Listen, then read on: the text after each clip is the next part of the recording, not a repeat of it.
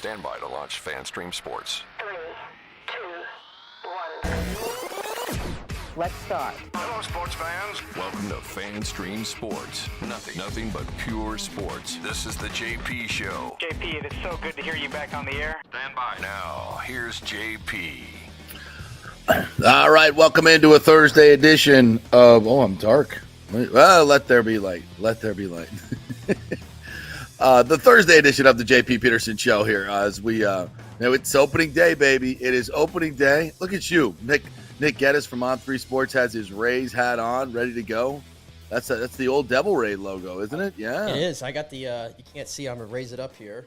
You went all old school, bro. You did. Went all old school because, this logo is elite. These colors are elite. I love it. Yeah, I got some Rays colors on, but that's about it. I know you're supporting both. You got the Lightning and you got the little Rays action going because it's a great day for both teams. But a little sad because I got McClanahan on the back of this jersey. He ain't going today. He ain't going at all in 2024. He ain't going at all in 2024. No, he's not. No, he's not. We got Zach Eflin, though, baby. We do got Zach Eflin going today, so that's great. That's right. I'm excited. Opening day is one of the most sacred things we still have in sports. It is. Make sure, if you haven't already, there's still time to get your sick notes in because you don't need to go to work today. You don't. No, you don't. Well, the game starts at 4. Just cut out a little early. Yeah, cut out early. Sick notes, something. You start you do the old post-lunch, just in front of the manager where you just, what's up? I don't know. Maybe I ate a little something at lunch, but I'm fine. Don't worry about it. You might, in some cases, pick it up about 2:30, a little bit, Yeah, it might. Excuse me, I got to go to the bathroom real quick. Just slow build, and then you. You might even need to throw the finger down the throat a little bit, That's in some cases, Have you ever done that to get out of something? Oh, absolutely. I have spent time on Howard Avenue, JP Peterson. Not now. Those days are done. But South Howard Avenue. Yes. I have spent time there before. So yes. Well, I'm talking more about getting out of something like a test or something when you were in high school and you put the finger down the throat, I get a stomach bug. No, I wasn't smart enough for that. No, anybody out there ever done something like that to get what's your best excuse to get out of work? What is something you have done that you are either proud of or ashamed of to get out of work or some type of obligation, family wedding, something? Real quick, because this has popped in my head. I don't know if I ever even told you this before, but when I was an intern for you 3 years ago, we went to a Stanley Cup. You gave us tickets to me and Kayla, I remember. It was Stanley Cup when the Lightning were in the Cup. It was like game 3 or something. Yeah. And we met up at the Marriott after with Steve Levy and Barry Melrose. Yes. And somehow we ended up with Steve Levy until about 4 a.m. Yeah. Eating pizza somewhere. In Ybor City. Yeah. And I had work the pizza, next day. I said, I got a place in Ybor. Right. And I had work the next day at 6:30 in the morning. That's right. I didn't get home till 5. And that was the hard work stuff you used to do. Yeah, that was the hard work stuff. And so labor. Did I go to work that day? I did, but you did. I did actually. Wow. But showed up. I did the whole thing. I was like, I was with Steve Levy. He's the ESPN guy. Like, what are you going to do to me? I got pictures. I got pictures, proof. What was I supposed to do? Not go? Right. Come on. They weren't. It's Mr. Monday Night Football. I'm into sports broadcasting. This is my break. Right. Yeah. Yeah, but you got to do what you got to do. But you went to work. I'm proud of you, bro. Yeah, I did make it to work. A lot of guys wouldn't have done that. A lot of guys wouldn't. So anybody out there, what's your best excuse for getting out of something? I'm trying to remember. It'll come to me. But yeah, I've definitely had a few, no question about it. And some stuff I'm probably not real proud of. But for a baseball game, for opening day, sometimes you got to do what you got to do. I was at opening day last year, and my buddy Clayton got me a ticket. Of course, I'm not paying Stu anything. But my buddy Clayton got me a ticket, and we went, and it was great fun. We had a great time, had great seats, and it was 2 hours. I remember it was 2 hours and 2 minutes. It was the first game with the new pitch rules. It was 2 hours and 2 minutes, and I was like, damn, And we were doing, the old gambling on the pitch, like what's going to happen. And with the new rules, you can't do it. It's very difficult within 15 seconds. Old rules, it was easy, but now it's like to get your bets in and, qualify everybody. What's everybody thinking? Fastball, what's the mile per hour? We were doing that. It's like, it's tough.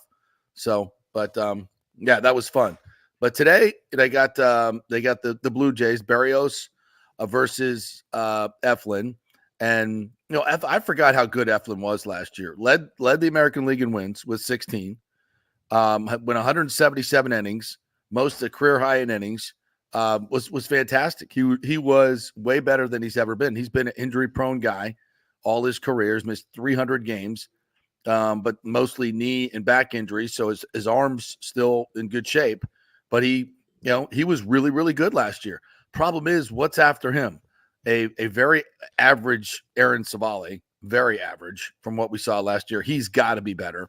He's got to be a better number 2 than he was last year.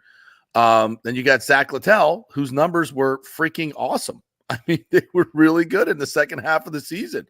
I mean, if he could come close to replicating that, and Savali could be a number 2, a true number 2, well, now you got 3 solid starters. But there's so many ifs in all this when it comes to the starting pitching. There's so many ifs. And then after that, I don't know what the hell you got after that. We got Ryan Pepio, and did you see Pepio was good. Pepio's last 2 starts? He went first one on March 21st. I think he went 5 innings, no walks, 6 Ks, 1 hit, and then he was at the Lightning game last night. Right, he did the Tesla coils. Right, and then he followed up with 6 innings, 2 hits, 1 walk, 8 Ks in his last outing for spring. So he's locked in. You got to see him yesterday at the Tesla coils. I told you, if you squint a little bit, he looks like Glasnow. He does. Good-looking young man. Not quite as tall, obviously, but he's got some dude. lettuce. He's got some lettuce, and it's got some room to grow still. Yeah. So, I think that's a good play for him to come on over to a franchise, get a little taste of a championship franchise that knows what they're doing, and then head back over to the Rays. A little shot in there. But yeah. So I'm excited about watching this team. We hit on, there was some news yesterday in the whole Rays Stadium saga, and I'm always amazed. Like when I get hit up in the Channel Club, as we call it, last night, walking around, people, and I always get 3 or 4 newbies that'll come up to me. And last night, no different. And we're like, "Hey man, listen to the show every day." It's why our numbers are exploding. It's been really good. And the first thing, almost, we may talk a little Bolts, but then it quickly changes to Stadium, like almost automatically. It changes to Stadium. When they want to know, like, what's going on, do you think it's going to happen? I'm like, nope, I don't think it's going to happen. But we'll see. There have been boondoggles before. See Miami. People do the same stupid stuff all the time. I'm always amazed. So we'll see. But that right now is an afterthought as we head into the season, and with a team that is, I said this and I'll continue to say it. This is a team that can win 95 and it can win 75. I think there's a very wide range of what this team is capable of doing. I don't think they're a postseason threat at all whatsoever. I don't see that. They've added nothing to the offense. Way too many injuries already.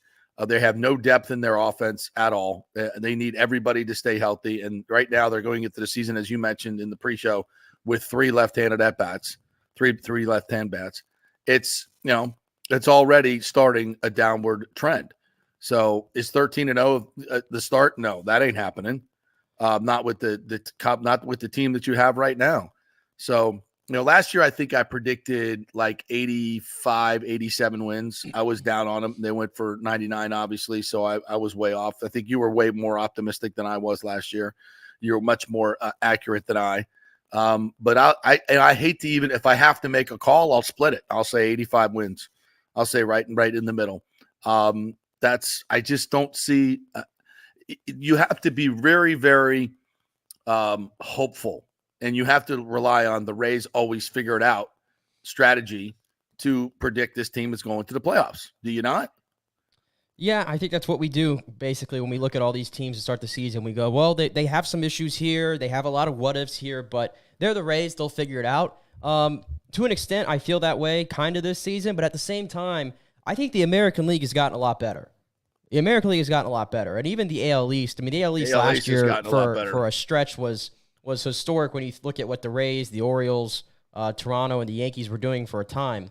The Yankees are a little bit of a better ball club. I'm not as high on them as some are, because they got Juan Soto. Soto's a big deal, but we'll see what happens with their pitching. No Garrett Cole. We'll see what happens with the Yankees. No Garrett Cole. The Orioles look like they're going to take off. Toronto's always going to be solid. And then even the Central, like the Twins, I think are going to be good. Cleveland, I think, is going to be good. Kansas City and Detroit are going to take steps. And then the West is loaded, obviously, at the top with those three teams, Texas, Seattle, and Houston. So I think the American League is really, really strong this year. And so the Rays' margin of error, I think, is Nick froze on us. going to be as small as it.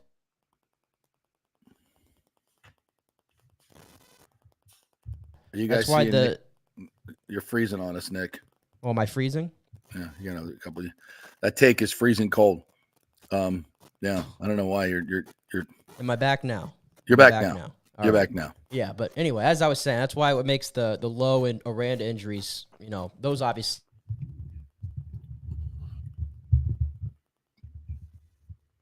stink at this time of the year. But I'll tell you what, I mean, to me,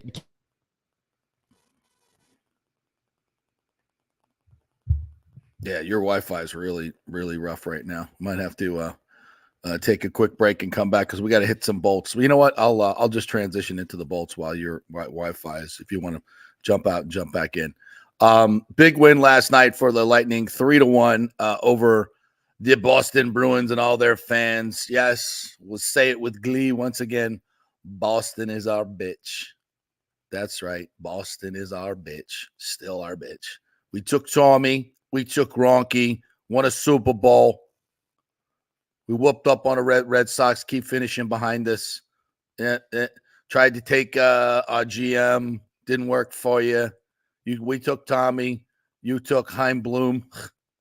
Nice job, Heim, screwing up Boston. That was good. Well done. And then last night, the Bruins, you're a bitch. Again, win 3 out of 4 this year. 2 in overtime. Then last night, 3-1. The empty netter by Cooch late. See all you Bruin fans heading for the aisles. Let's go. Get out. Take the L. Thank you for the donation to the Resign Stammer Fund. Appreciate that. Thank you very much. So take your L. Go back to Boston. Cold weather. Just awful. Awful. I know you envy us down here. But Tommy and Gronke, yeah, we own you. If we had a basketball team, we'd beat the Celtics even if we were down by 30. But, we'll just take our dubs here, and we'll see you in the playoffs. Thought I'd just give you a little bit of that today because they were all over. The Boston fans were all over the joint last night, probably 50-50. By the way, Chief's going to join us at 10:30. He did the post-game show with me last night, so we're going to re-rack that absolute epic piece of radio genius last night that we did and have it for you here today. So Chief will join us at 10:30. I thought it was the most complete game I've seen the Lightning play maybe all year long. Even though they didn't score a bunch, 3-1, they had a lot of opportunities. They created a lot of opportunities. They came out physical, and I loved it. 25 hits in the first period. 25 hits in the first period alone. And Tanner Jeannot just tuning up Frederick. I couldn't believe when I saw Frederick drop the gloves. I'm like, are you out of your mind? And soon thereafter, his mind was scrambled as he left with a nice big bloody eye socket and the red badge of no courage. Threw one punch, and then he was done. He threw one punch. Jeannot hit him with an uppercut, and it was over. He just slumped over and just fantastic. But it was I thought the Lightning played super smart last night. They didn't make any stupid passes for the most part. I just got the puck out and came back to fight another day. And just Vasi was fantastic. And he's been really, really good lately. Vasi has found his stride. He stole that Panthers game last week. Last night, he was fantastic. You got the feeling that in that third period, you were expecting Boston to really, really push. They didn't have it. And I know it was a back-to-back for them, and they played a physical game the night before against the Panthers. I get that. The playoffs will be different. But if the Bolts play Boston in the first round, I'd much rather play them than the Panthers. Much rather play them than the Panthers. I think I have no qualms about beating Boston in the first round. None whatsoever. You watch the game. Yeah, you're back. Awesome. I'm getting ripped in the comments. They're telling me that I'm on the Tropicana Wi-Fi right now, which you know. I love it, Lonnie Wilkins. Yeah, Awful yeah. there. But Their anyway, yes, Wi-Fi is awful. Yeah. yeah, I did watch the game. This is. Do I have to start issuing mea culpas already? Because Perhaps. remember it was like you 3 buried weeks the Lightning. ago. You buried 3 weeks ago, I pretty much said this is an average hockey team. Like, it just You is did. what it is, people. Like, let's just accept it. They don't need to go big game hunting at the deadline, which they didn't. And all these things, and then they make those moves at the deadline. Didn't give up much. Duclair, Dumba, and now they've won 7 of 8 since then. They've gotten points in all 8. The only time they didn't was the overtime loss to LA. Mm-hmm. And all of a sudden, in that time frame, they've beaten the Rangers, they've beaten Vegas, they've beaten Florida, and now they've taken care of Boston. And in all 4 of those games, common denominator, 88, who I had just accepted that he didn't have it this year. Right. 88 has been fantastic against these great teams during this stretch. So now I'm a little confused. I don't know which way to go with this Lightning team now. Well, I don't. Oh, you froze again. But something that we don't get to see often from this team this season, where they get out to a lead, they shut it down. Vasilevsky makes some key saves. They get the empty net at the end. You win a 3-1. It was a tight hockey game. I won't say it was quite playoff intensity because Boston was still beat up pretty badly from the night before against Florida, like you mentioned. But it was pretty close. It was still a little physical. I love the Janot. Getting him back in there. Mm-hmm. Boston, did you see that guy? They got some number 55 or something that he's going to be a problem in the playoffs. So definitely good to have Janot back for there. He beat up Frederick pretty bad with that right hand. Yes, so that was great to see. So yeah, that was a great all around victory for this team, and they needed it for sure. And now here we are. They're on the same amount of games played as Toronto. They're only 2 points back. And by the way, they play the Maple Leafs 2 more times before the season ends. That's right. But I think it's clear if the draw is to play Boston in the first round, have at it. I don't want to play Florida in the first round, but if they get to play Boston in the first round, I think that'd be great. Yeah. I have no fear of that team at all because, as I said, Boston is our bitch, and they're set up once again for an early exit if they play the Lightning. I think they're a tad bit fraudulent, to be honest with you. I do too. What I saw last night did not impress me. How many overtime games have they played? They have 15 overtime losses, which tells me they had to have played almost half their games in overtime this year. Yeah. So I don't like that out of Boston either. Yeah. No, they're not. I mean, I don't think they compare to Florida whatsoever. I mean, Florida, from what I've seen in the past month, they're the class of the league. Even though they beat Florida. They beat Florida the other night, fair and square, 2 late goals. They got the dub. But I still think Florida's a better team. I think the Lightning don't necessarily match up great with them. But they did get a W against them, and that, Vasi's a problem for Florida. So you would go into that series, but that's way, way, way down the line. So we'll see. But I love what they did last night. Maybe we'll grab that Cooper sound at some point and hear from him last night. I thought after the game, he was very complimentary of Mitchell Chaffee, Lilleberg, who kind of set up that Braden Point goal, the 2-1 goal with a couple of big, heavy shots, and Perbix as well. And those guys got to let it fly. Lilleberg's got a great heavy shot, and he needs to let it fly. Yeah, that's going to create scoring chances, no question about it. So these young guys are adding. They're adding. Yeah, and I was going to say the goal from the goal from Chaffee. They did a nice little breakdown during the intermission. I know you probably didn't see it, but they did a nice for the sky view angle type thing, mm-hmm. and you saw how the play developed. And I didn't even notice it when I was watching it live, but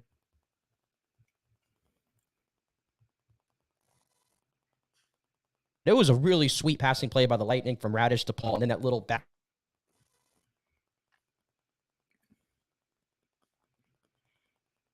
Yeah, Nick, your Wi-Fi is really choppy this morning. Really choppy. I was so excited about our technological breakthrough yesterday, where I produced the show solo, and we went to 3 different locations on the StreamYard: Bucks, Lightning, Rays. So that was fun. And then today we can't get the home studio going with Nikki. That's a problem. Get to some of the comments here early on because you guys are jumping aboard. Don't forget, you can always comment in the comment section on Facebook, on YouTube, and on Twitter as well at FanstreamJP, and we will read your comments as we do each and every day. Yeezy, good morning to you. Said Twitter told me the Bruins only lost because they were coming off an emotional win, whatever that means. Yeah, whatever. It's a factor, but it's part of the schedule. Everybody plays back to back. Step up and play. You got beat. Bolts won when threw that uppercut. It was over. It was ring the bell right there, Yeezy. Absolutely. Good morning to you, Bucks, Rays, Bolts. A great win by the Bolts yesterday, indeed.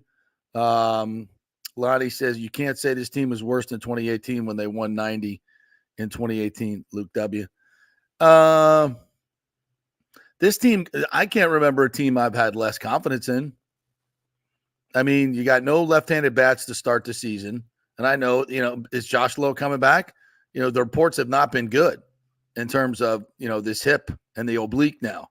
That's a hell of a way to start a season for your absolute must-have power hitter in the middle of the lineup, without Wander Franco as well. Don't forget. So I'm not trying to be negative. It's what I see. I don't think this is as good a defensive team as maybe we've had without Wander at short. Lonnie Wilkins says, happy opening day, gentlemen. I agree on the wild card factor for us. We can make the playoffs, but can this team make a run? And will the free FO add pieces to truly go for it? Front office. No, they're not going to add pieces. Are you freaking kidding me? He's already uncomfortable with $90 million payroll. He's trying to swallow hard. No, they're not going to add any pieces. I don't want to get too far down the rabbit hole, but I think Stu is completely checked out. He's just all of his energy and money and time is just, focused in on screwing St. Pete out of billions of dollars. He doesn't give a rat's ass about the team. They've reset. They didn't add anybody, right? They've re-signed their guys that have been, incrementally getting raises. What are you going to do? Trade Yandy Diaz after he wins a batting title? He would if he could, but he knows that would be a bridge too far. He doesn't care. They're not adding anybody. It's like Neander said on the MLB podcast. I've said this many, many times, as I think it's one of the most important things I've heard and honest things I've heard out of his mouth. And I don't mean any disrespect to Eric Neander. I think he does a hell of a job, but he's handcuffed. He's completely handcuffed. You give him, and I don't know how much money the Rays gave him, but I'm shocked he didn't go somewhere else and try to win with a real payroll like Andrew Friedman. But he's going to stick around, and great. That's awesome. We have him in cash, which allows us to, the ownership to spend little money and still win because two brilliant guys. So spend more money on them, I guess. But when Neander said, when he was asked, go add, is Martinez, I think, one of the free agents, he would be such a great fit for you. And he's like, yeah, you're talking to the wrong guy. You're talking to the wrong guy. Meaning, yeah, I'd love to go sign guys like that. But I'm handcuffed. I don't have the money. Talk to the owner. He won't give me the money. That's what that tells me. I mean, how else can you interpret it? So sorry, but Lonnie, they're not doing anything at the break. They're not doing anything to add to this team. This is what you got, and he doesn't care whether they win or lose. It's just all about right now screwing St. Pete out of billions of dollars, in my opinion. Is Nick using that Tropicana Wi-Fi? I think he is. Yeah. A lot of you guys are crushing him. Pizza Dave got burnt.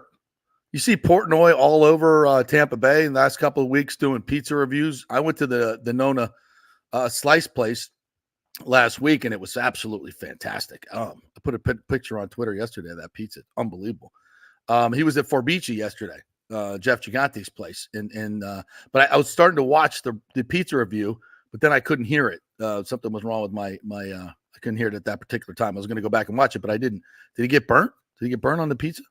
Of course, Forbici is not New York slice pizza. It's more Detroit style, square style. Great pizza. Fantastic. But I didn't get to see what Portnoy gave the pizza. John Hill saw him last night. What's up, Johnny? Great defensive game by the Bolts. Buck Foston. Yeah, I'm with you, brother, on that. Bucks Rays Bolts says nobody believe Bolts, only we Bolts. We trust. Nobody expect Bolts in the playoff. Crazy. Yeah, listen. I think Nick's take was fair at the time a few weeks ago, and I was kind of leaning that way. But as I got close to the line, I said, you know what? I have to rely on my tried and true thing about the Lightning. They always play their best when their back's against the wall.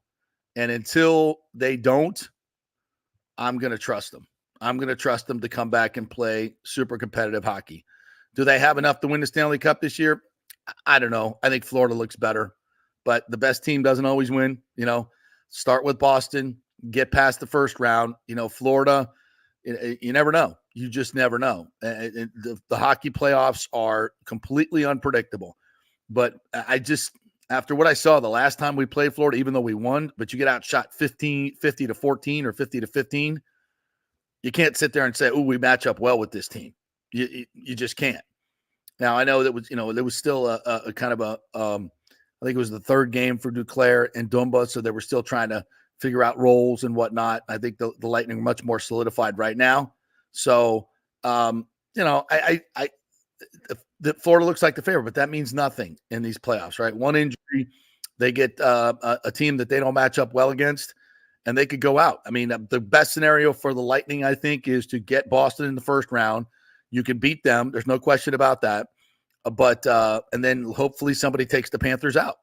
But if you got to play them, you got to play them. I mean, I'm not as a Lightning, if I put my Lightning hat on, fan hat, I'm not scared of the Panthers. It's a great rivalry. I think we'd figure it out. We'd play a hell of a lot better than we played that last game. The game we won. Vassy won the game. So, bring it on. If we have to play them in Eastern Conference Finals or before, I guess we'd play them before then. Fine. You got to beat the best to be the best. Let's go. I'm excited about these playoffs. I wasn't maybe as excited a month and a half ago. I thought this team would grow into it. The additions have been more than I think anyone could have expected. And here we sit, 8-1-1 in our last 10, a lock for the playoffs, and 2 points behind Toronto with 2 games to play with them. So we might even be able to creep into third place. So we shall see. Nick is back. Yeah, clearly I've talked up Spectrum way too much on this show before, and now they're screwing me for it. But it happens. Hopefully I'm here now, and if I start to go in and out again, let me know, and I will try to fix it. But yeah, I was still listening though to all the comments and all the takes there and everything. Yeah, you're gonna have to play those teams regardless of what happens. I don't think they match. Damn, you are. Chip well against Florida though. 3 weeks ago might have been just a little premature. I'll say it that. Yes. All right, let's take a break, and you can reset your router, whatever you want to do, and then we'll come back on the other side, and we will. I could probably can I run the break from here? If you go out, I'll stay on. I guess I don't know. I don't know how that works. Here we are producing on the air once again. We'll take a break. Nick will reroute, and then we'll come back, and the Chief will join us. Hopefully. We're brought to you by the Jeeves Law Group, JEEVES lawgroup.com. Was chatting with Scott Jeeves yesterday about a personal matter, and I just love the way he handles things. He doesn't talk to you like a lawyer. He talks to you like a friend, and he explains things to you in very, very simple terms, not legalese. We've had him on the show, and you know that. Very approachable dude. So if you've been involved in an accident, call somebody that, first of all, supports the show that you like. Is local and is accountable. They've been here for a long, long time, over 30 years. So they're not going anywhere, and they're known in the community, and they get results. That's the Jeeves Law Group, JEEVES lawgroup.com. Back in 3 with the Chief. Stay with us.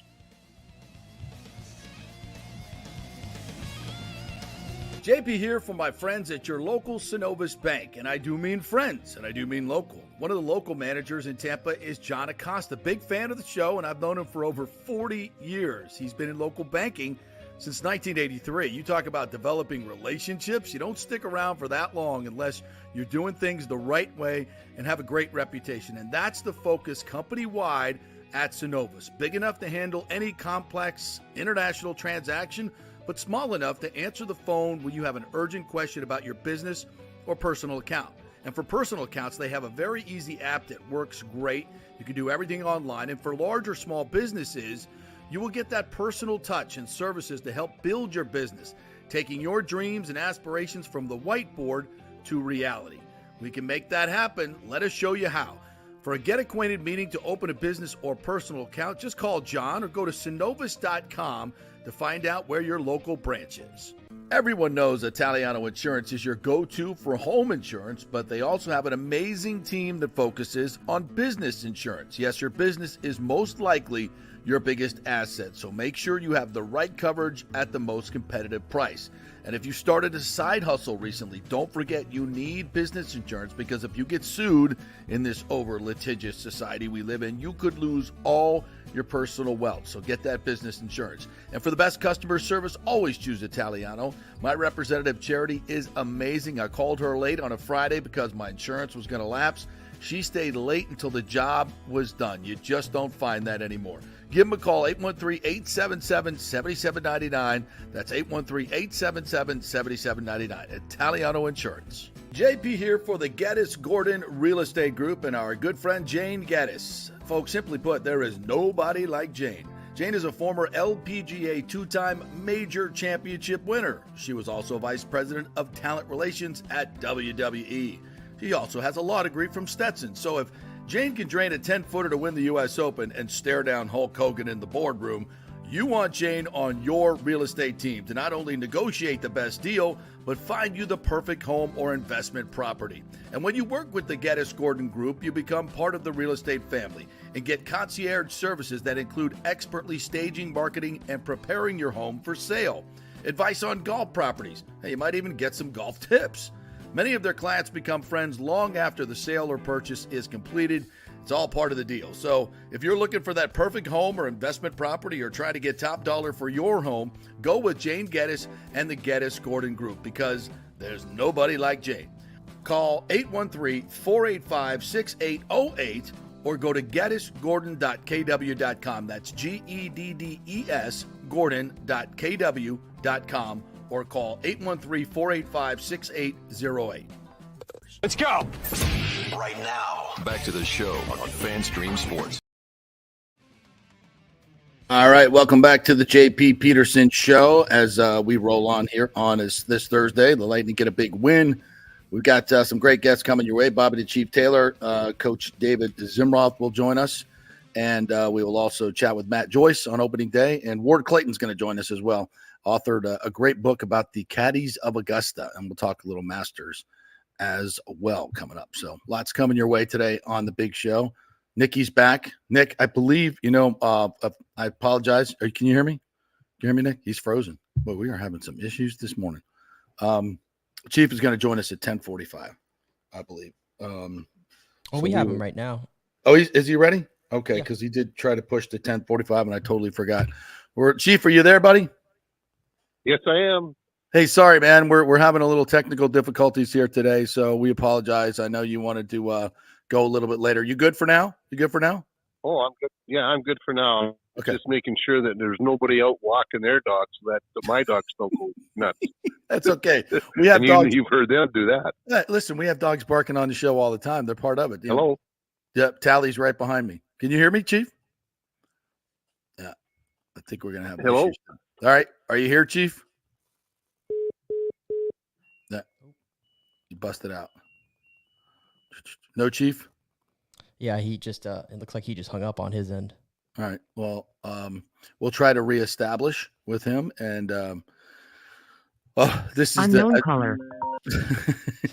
These are the production issues that we'll have from time to time. Yesterday, I was bragging about the StreamYard and the great technology we have that we can get people on from everywhere. And some days when you have, and you know what's going on, we have a solar flare, which is interrupting all types of stuff that's going on right now. So of all the things going on in the world, now we have the solar flares. Yeah. Let's go back to Chief. We could try again here. All right, Chief, are you there? Yeah, I don't know what happened. Hey, All of a we got sudden, solar we're flares. talking and- oh, There's solar flares going on, Chief. There's a lot of bugs in the work. So we'll try it one more time. If we get disconnected, we'll try to hook up with you another time. I don't want to keep you. But anyway, last night, hell of a performance from the Lightning. Just give me your overall thoughts on what you saw last night in that 3-1 win over Boston. well, you know what? For me, when you have to adjust your game sometimes to the team that you're playing. And Boston's such a well-coached team that, they come at you fast, and they use the ice extremely well.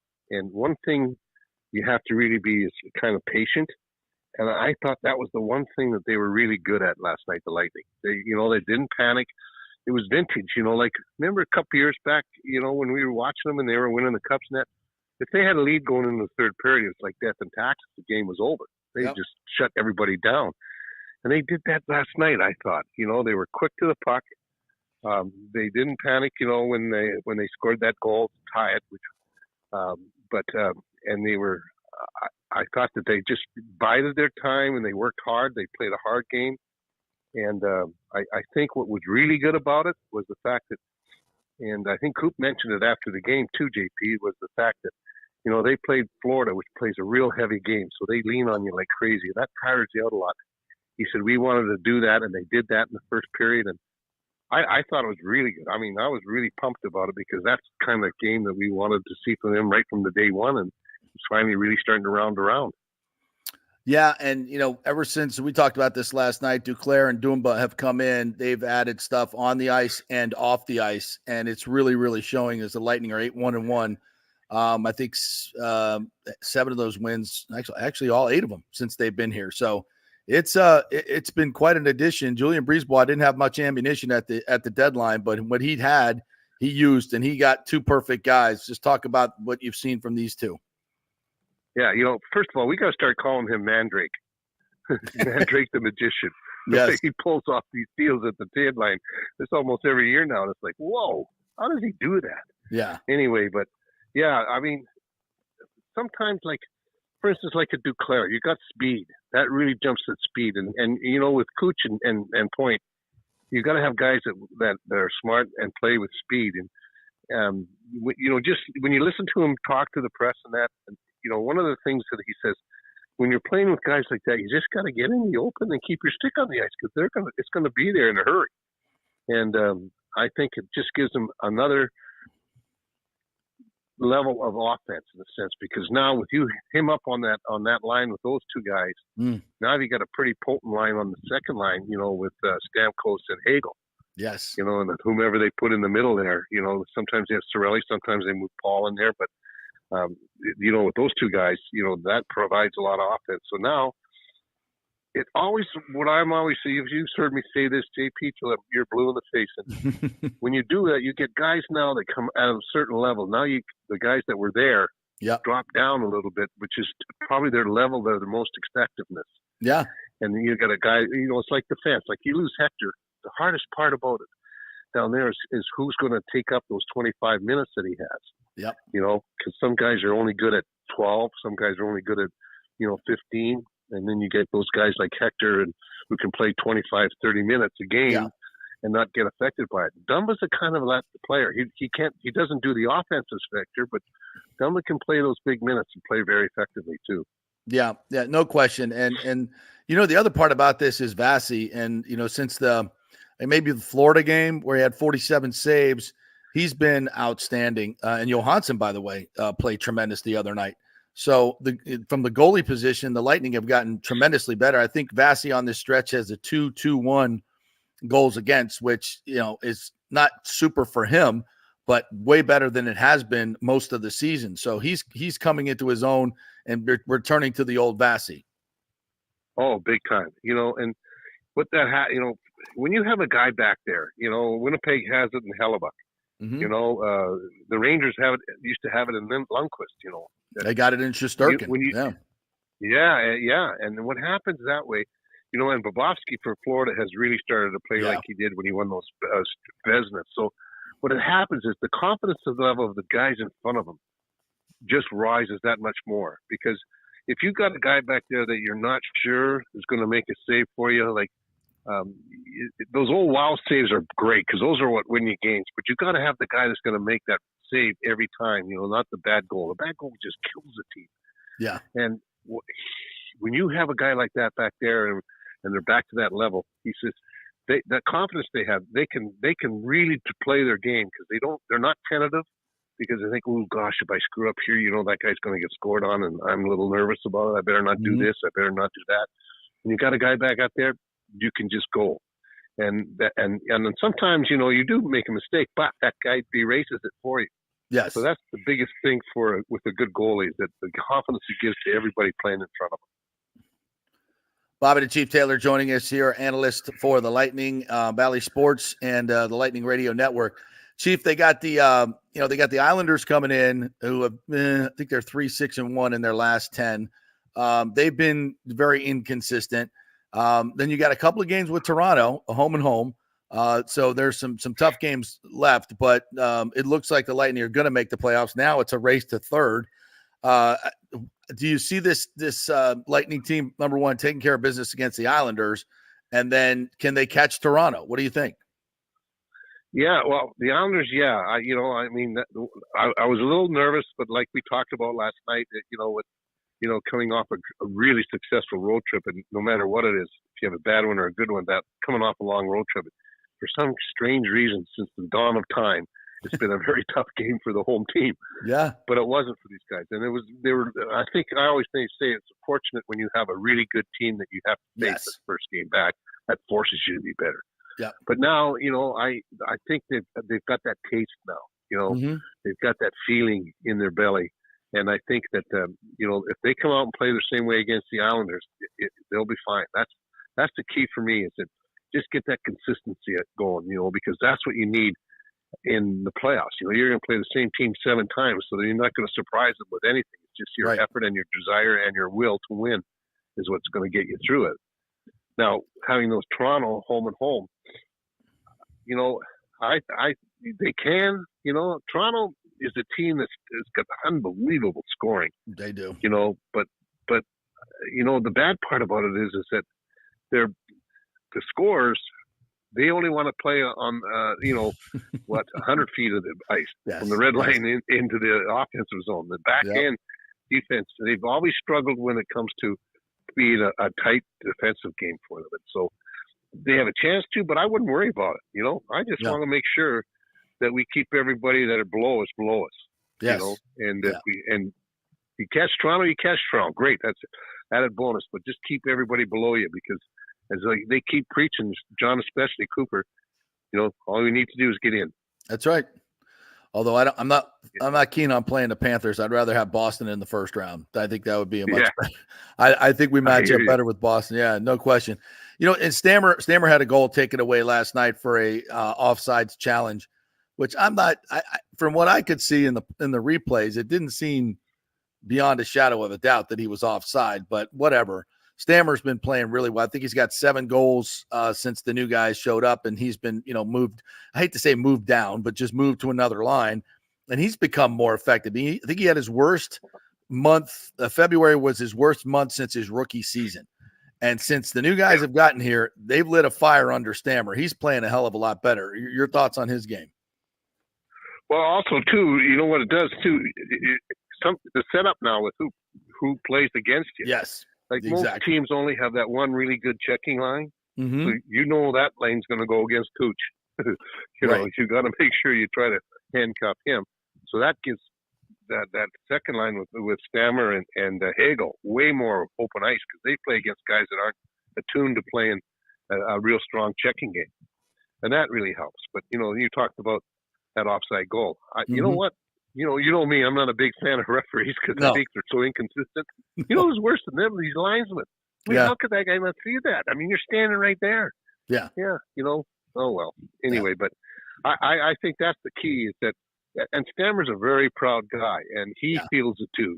He wants to get into those playoffs and get going again.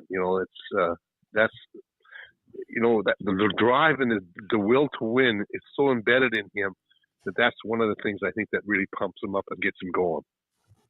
Yeah. And one more cup. I mean, and I think that's, we talk about big picture, Chief, you've been covering this league for a long time. The Lightning back-to-back cups, obviously, and then going to the finals again, that's unheard of in the league these days, because it's so hard to sustain with the salary cap. If the Lightning were to find, a little bit of magic here in the postseason and win another cup, and you're talking about now 3 cups, what would be 3 cups in 5 years?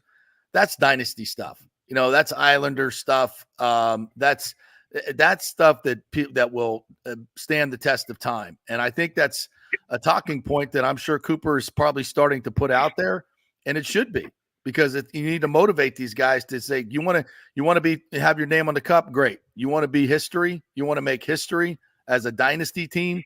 that they talk about, go win another one. Is that fair? Exactly. Oh yeah.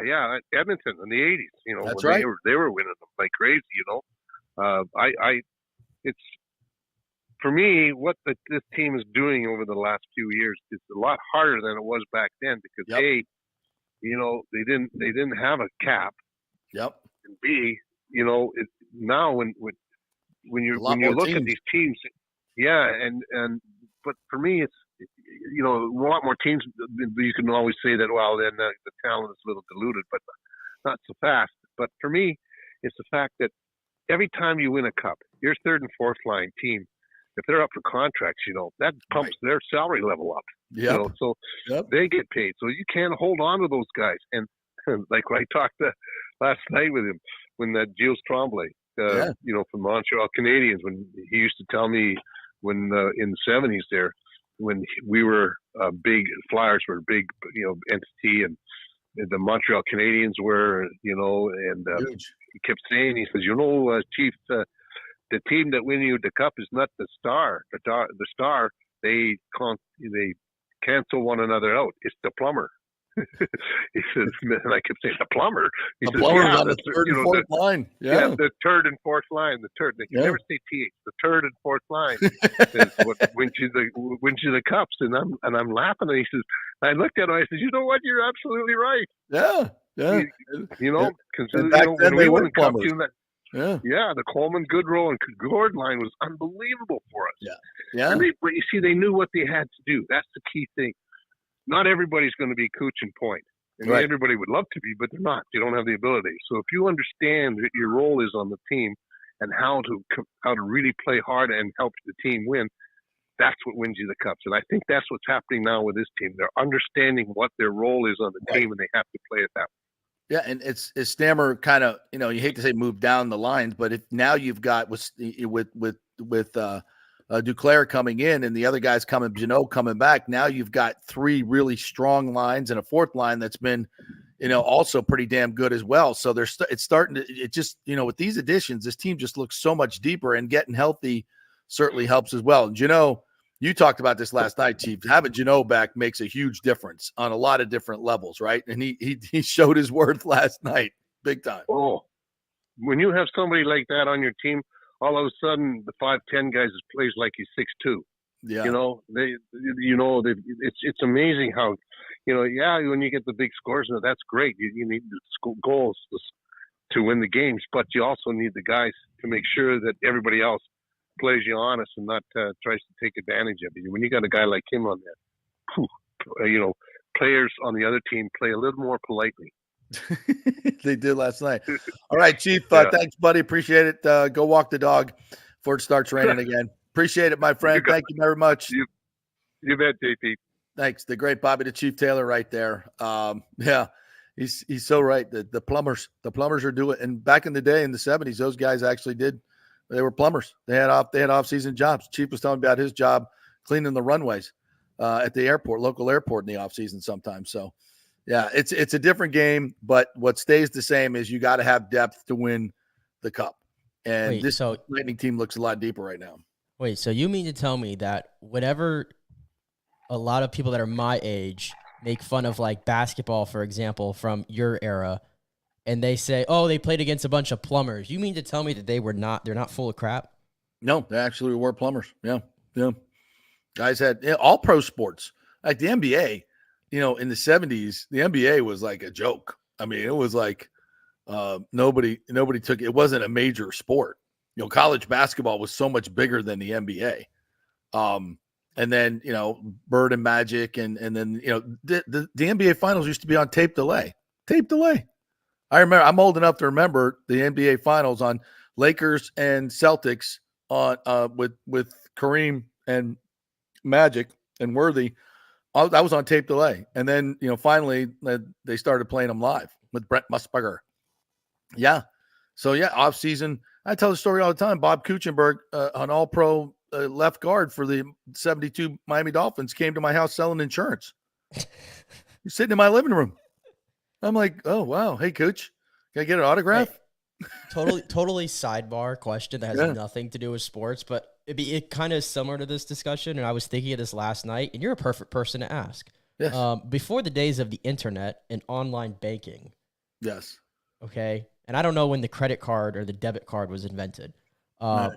but how did you keep track of your money and how much money you had? Like, were you just writing this stuff down after every transaction? Like, I'm just curious because this is now just sparking my interest, and you'd be a perfect person to ask. You had a savings book. You had a book. You had a book. Yeah, you kept track of your money, and they would mail you a statement every month. They would mail it to you. So you get statements from the bank, and you could go down to the bank and ask for a statement. So they printed them out, and they had their records, and you had your records, and you could, well, here's my statement from last month, and then you would match everything up if you ever had any discrepancies or what have you. So yeah, everything was done on paper, and it was fine. It was fine. And you know what? And someone couldn't, come into your account and take your entire, retirement fraudulently like they can now. This happened to me literally 2.5 weeks ago. What happened? Our entire checking and savings got gutted by somebody. And fortunately, my bank called me, and they were able to retrieve the money, but I had to open up a brand new account and everything. Yeah. It's it's supposed to be better, but it's kind of not. Right. Anybody can clean out I was watching a movie the other day, and they have, I think this is pretty good depiction. They have overseas and even here in the United States, they have these sweatshops of just people cold calling, and trying to, with scams, trying to get people to, hey, there's a problem with your bank. Yeah, and how many of these messages calls you get, by the way, a day? Oh, God. I mean, I'm getting like 10 of them from like the same number over and over and over. Yeah. Or the text messages you get. Hey, we have a problem with your delivery. Please hit this link. And it's ransomware. It's everywhere, man. And it's hard to figure. It's hard to stay one step ahead. It's really hard to stay. I mean, that's when you read a lot, because me. I'm on Twitter reading all the doomsday stuff, and they're talking about, oh yeah, when the cyber attack comes, they're going to clean out everybody's bank account, and all those numbers that mean so much to you are going to be zero, and you're going to have no way of getting it back. Like, imagine that. Banks are failing. So if their bank goes, oh, we got wiped out in a cyber attack, sorry, your money's all gone. But what do you do? It's gone. Somebody in Russia has your money. What? It was just numbers on a page. That's all it was. Yeah, that's all it was. It was numbers on a page. It's sobering. I mean, you don't even want to think about it. Right. But civilization is hanging by a thread. A cyber thread, and it's almost enough to say, go get all your money in cash, and we don't have a cash society anymore. There's a lot of places you can't go spend cash at the Trop.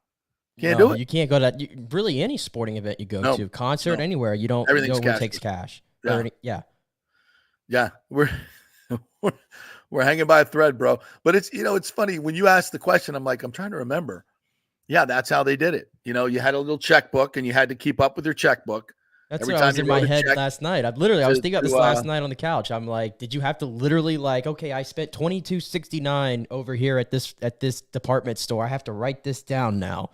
Yeah. When debit cards came in, then you had to, every time you did a debit, you'd have to go into your checking. Wait a minute. I think I have one right here. Hold on. So this is a checkbook. All right. This is a checkbook. I have one of those. Okay. You have a checkbook. I don't know if I have a ledger in here though. I know it probably isn't a ledger in here like the old days. Because they used to have in the back of them, there's a deposit slip. If you've ever seen one of those this one doesn't have one. I might have my old one here that has it. Oh, I had it just the other day. Stand by. Are you there? I'm going to screw this all up trying to find it. All right, anyway, so you have a ledger, and you'd check $275, $14 Publix, and you just keep subtracting or hopefully addition, and that's how you would keep track of your money. Yeah, it was easy. It was easy. Now, did I write down every check? Did I? Nope. And then and then at the end of the month, you'd go get your statement, they'd mail it to you, and then you'd reconcile, and then you'd see how much money you have. So yeah, it was a simpler time. But then again, every time you had a paycheck, you had to go to the bank and deposit it, right? You had to, every time you wanted to take money out, you had to go into the bank. There were no ATMs and get money, cash a check. You could cash a check at Publix. That's where you'd get most of your cash. Or, I was a bartender in college. So I would get a lot of my money in cash. So I'd have cash and I'd have to go, deposit cash.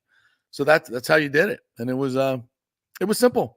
These conversations are always so fascinating to me. Yeah. And also it's so much easier to spend money with a card. It is so much easier to spend money with.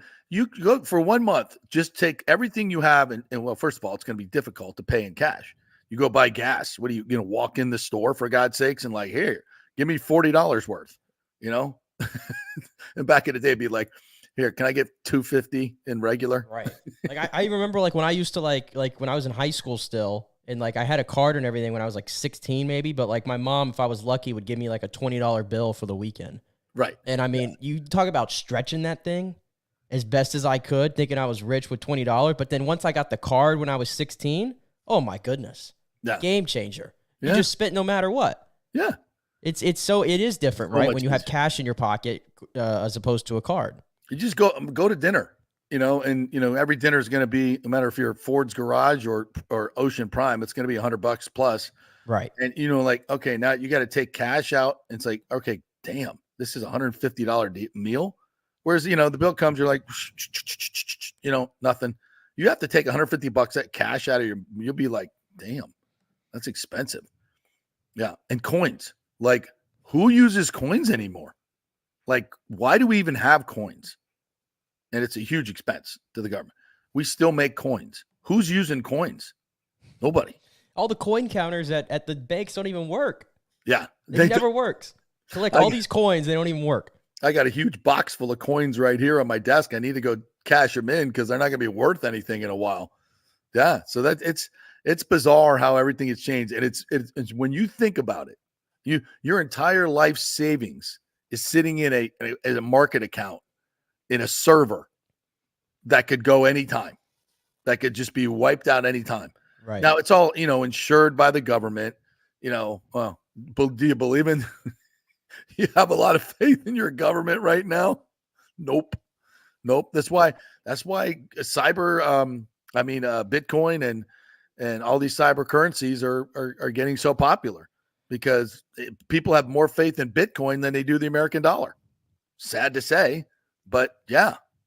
So it's a bizarre world we live in, bro. Bizarre. I don't know how we got on this topic, but you start thinking about it, don't think about it. I just wanted to ask a relic like yourself how things worked back in the day. That's it. So easy. So easy. I was watching a movie the other day, and it was about the early aughts or late 90s when people were just getting cell phones. And people were getting used to using we're kind of an interesting generation, my generation. We started with rotary telephones, right? Had walkie-talkies, which we thought were so cool when we were kids. And then, and I've gone up through the generations of all cell phones. Starting, like I sold out of college. I got laid off from my first TV job. So for a few months, this is 1986, 87. I'm selling mobile phones, like the first iterations of mobile phones, the big bricks that you've seen, the ones with the shoulder bag, that one as well, Bell South Mobility. And people were like, oh, those things aren't going to work. I remember going into an attorney's office and saying to the guys, hey, it's worth a couple $1,000s to buy this phone. And you get, you get like 200 minutes for like $50. It was expensive, but I'm like, what are you guys billing? You can be stuck in traffic on I-95 and be billing. And they're looking at me like I'm crazy. Like, can we do that? I'm like, do you bill when you talk to people on the phone? They're like, yeah. I go, well, then when you're talking to people on the phone on I-95, when you're stuck in traffic, you could be billing. It'll pay for the phone. I'm like, this is going to be the easiest sale of my life. They wouldn't buy them. I'm like, why are you not? I'm a terrible salesman, I guess. But people just didn't believe in the technology. And it just took a while for people to and now we can't live our lives without them. Cannot live our lives without them. And it's I don't know if a lot of it obviously is for the benefit of society. A lot of it is not. That's why, we just banned social media in Florida for kids under 14, which I think is long overdue. Long overdue. Now, there'll still be ways around it. Kids will find a way around it. But, this is how damaging this stuff is to kids, and they're not equipped for it. I got an 11 and 8-year-old right now, and my stepkids, and they are not equipped for chat rooms, for TikTok, for Facebook, for Instagram. They mentally are not equipped to handle it. And it's so, so bad. The kid, you look at every psychological scale that you can come up with, and the unhappiness score of kids this day is off the charts because kids are just so unhappy because they're being bombarded with stuff they should not be looking at or have to deal with. It's bad. But anyway, long tangent. We're going to talk some college basketball and basketball in general with our good friend David Zimroth. So quick break. We'll come back and chat with Z about the Sweet 16. We got some cool matchups. We'll do that. We also got Matt Joyce coming up at 11:15, former Ray All-Star, to talk baseball, and Ward Clayton's going to join us to talk the Masters. So big 11 o'clock hour coming your way. We're brought to you by Bay Area Modern Medical Center. Get your testosterone right. Get your immune system right. Get your health right with a personalized medicine plan from Bay Area Modern Medical Center. Go to BAMMC.com and get your appointment now with the great Chris Lugo. Back in 3. Stay with us.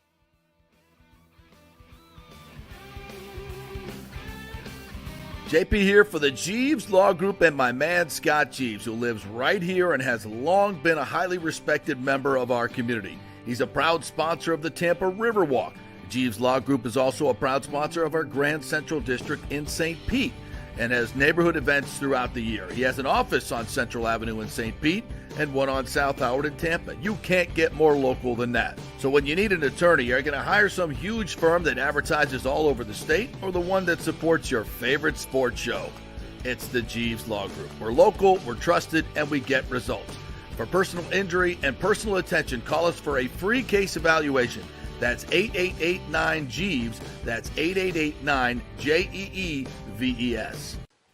All right, this is for all you guys who don't want to go to the gym and do 5,000 crunches. At Bay Area Modern Medical Center, you can get on the new True Body machine where you can reduce fat and tone up your muscle. It's like doing 54,000 crunches in just 15 minutes. Define your body as you see fit. True Body offers personalized muscle stimulation that delivers the equivalent of those 54,000 crunches in just 15 minutes. Just get in touch with them at Bay Area Modern Medical Center, BAMMC.com. Chris Lugo and the team over there will set you up on True Body and get amazing results. Non-invasive with comfortable and little to no pain and zero downtime. You can isolate and target those areas that you want to improve and treat multiple areas simultaneously. It's an amazing machine, so check it out at Bay Area Modern Medical Center, BAMMC.com. Did you know Steve Weintraub founded the Gold and Diamond Source over 40 years ago by selling gold-plated sand dollars? And to celebrate, the Gold and Diamond Source is selling gold sand dollar jewelry with the proceeds supporting Julie and Steve Weintraub's foundation, Hands Across the Bay. Yes, in 1984, Steve opened their first location, expanded to 9 stores as far as Atlanta, but now they've consolidated all that inventory under one roof, becoming one of the largest family-owned fine jewelry stores in the country. Julie, of course, joined forces with her husband 20 years ago, and they're going to celebrate by offering up to 40% off select jewelry items. Plus, with gold prices near all-time highs, it's the perfect time to trade in your broken or unworn pieces for something new and stunning. Unlock the value in your jewelry box today at the Gold and Diamond Source. It's always one place, and it's always a great place. The Gold and Diamond Source celebrating their 40th anniversary, 3800 Olmerton Road, always online at thegoldendiamondsource.com. Let's go. Right now, back to the show on FanStream Sports.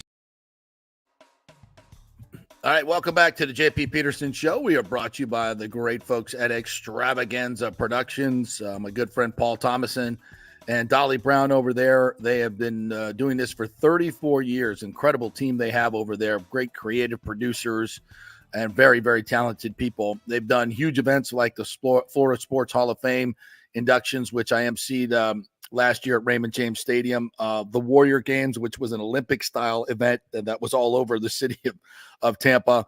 And they do small meetings as well. They do birthday parties. They do charity events. Anything that you need, some audio visual or a party theme and some great production, they will do it. Here's the great part. They'll give you a free creative meeting. You can go on over there to their great place of business there. They have a huge warehouse, and it's full of all kinds of props that you've seen at, Outback Bowl parties and Super Bowl parties and things like that. They've got really cool stuff.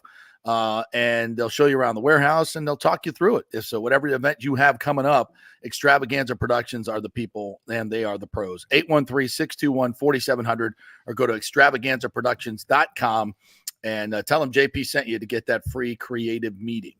All right, let's talk some hoops with our good friend, Coach Z, David Zimroth, former USF, FSU, and Georgia assistant coach. What's up, Z? How are you? JP, looking forward to today's show. Yeah, baby. So it's crunch time. It's, tonight we get the Sweet 16 started up again. You were there coaching in these rounds with FSU. What's going through the coaches' minds right now? What are you telling your players about this opportunity that you have tonight?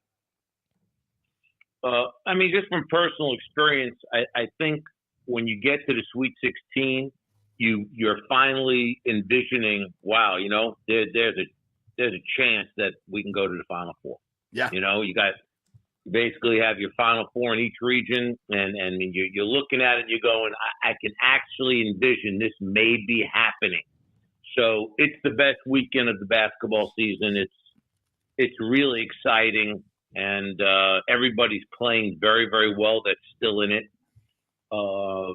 So, I just think that every coach and every player, family, friends, fans, they're all looking like, 2 good games and we're in the Final Four, dream come true. Well, and you look at some of the matchups tonight, Arizona and Clemson. Clemson is a team right. that FSU ran off the floor, right? I don't have a lot of faith in this Clemson team, but here they are in the Sweet 16 playing an Arizona team that's pretty damn impressive. What are your thoughts on this game tonight? Well, Clemson had an up and down year, and then the guy that coaches there, Brad Brownell, he's had years where he starts off unreal, has a little lull, gets it back, little lull, gets it back, and they found their way here in the NCAA tournament. Some people didn't know if they were going to get in, and yet they were 6 seed, so they were always on the board. Yeah. I just think if Arizona plays to the level of their talent, they'll win the game. I think they're more talented than Clemson at most every position. And I think that will happen, though they've had bouts of inconsistency this year, Arizona. They just have bouts where they had a game or two where they didn't look like they usually look, and they've gotten beat. And that's why they weren't a 1 seed. But I've got Arizona in this game. Yeah, and Clemson played late Sunday, went back to South Carolina. Never easy to get to Clemson. And then now they got to fly back out to the West Coast. So don't know why they did that. Yeah, I would have been prepared to just stay out there like we did when I was at Florida State. You got the charter jet. You stay out there. You're in that area a little bit longer than most, but flying back and forth. Who knows anymore what the right formula is? But that's a lot of travel. To get those kids back to go to college, go to school. I'm kidding. They had classes to go to. Sure. The one thing about college basketball you don't hear anymore, or football or anything, you don't hear anything about APR, graduation rates. You don't hear any discussion about any of that stuff. Don't you find that interesting? I do. What happened? Money. That's what happened. NIL happened. It's got money, TV. Yeah, it's like you don't even hear about it. I can't remember the last time when someone says, "Well, you graduated all this play." Nobody cares about that. Nobody cares. That's a discussion for another day, honestly. But nobody cares. All right, UConn against San Diego State. Interesting matchup here. As we saw this last year in the Final Four, right? Right. Championship matchup, rematch. Yeah. What any? I mean, obviously, there's a little different some different personnel here, but God, UConn just looks. Mm-hmm. They got it all. They're so well balanced. They have everything, right? They're really good. And like you said, they're balanced. They've got very good players at every position. They've got size. And the kid that is at San Diego State, Ladie, if he's going to have he had a career game the other day to get to the Sweet 16. He's going to have his number one career day of all time.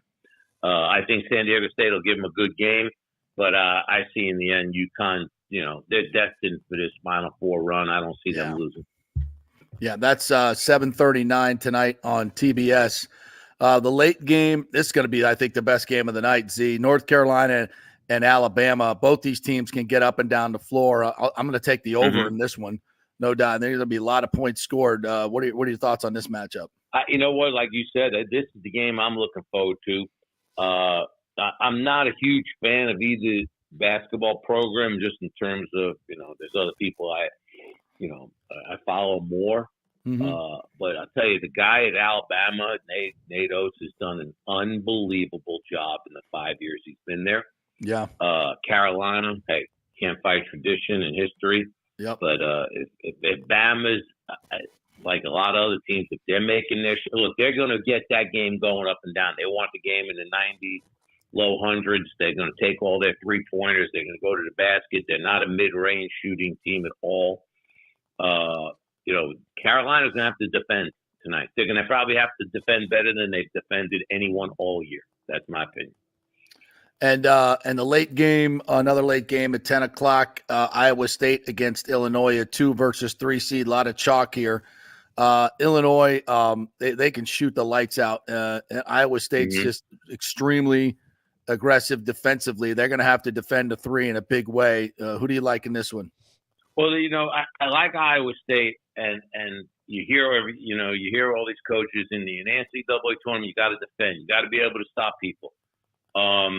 It's really a game of offense versus defense here today. Illinois is very dangerous offensively. The kid Shannon is averaging like 36 a game in the NCAA tournament, having a great tournament run here. Iowa State is just basically taking people out of everything they're running. So it'll be an interesting chess match. I'm going with Iowa State. Ooh, I like that. I'm probably wrong like I usually am, but I just think tonight you're going to see defense, overcome good offense. That's my opinion.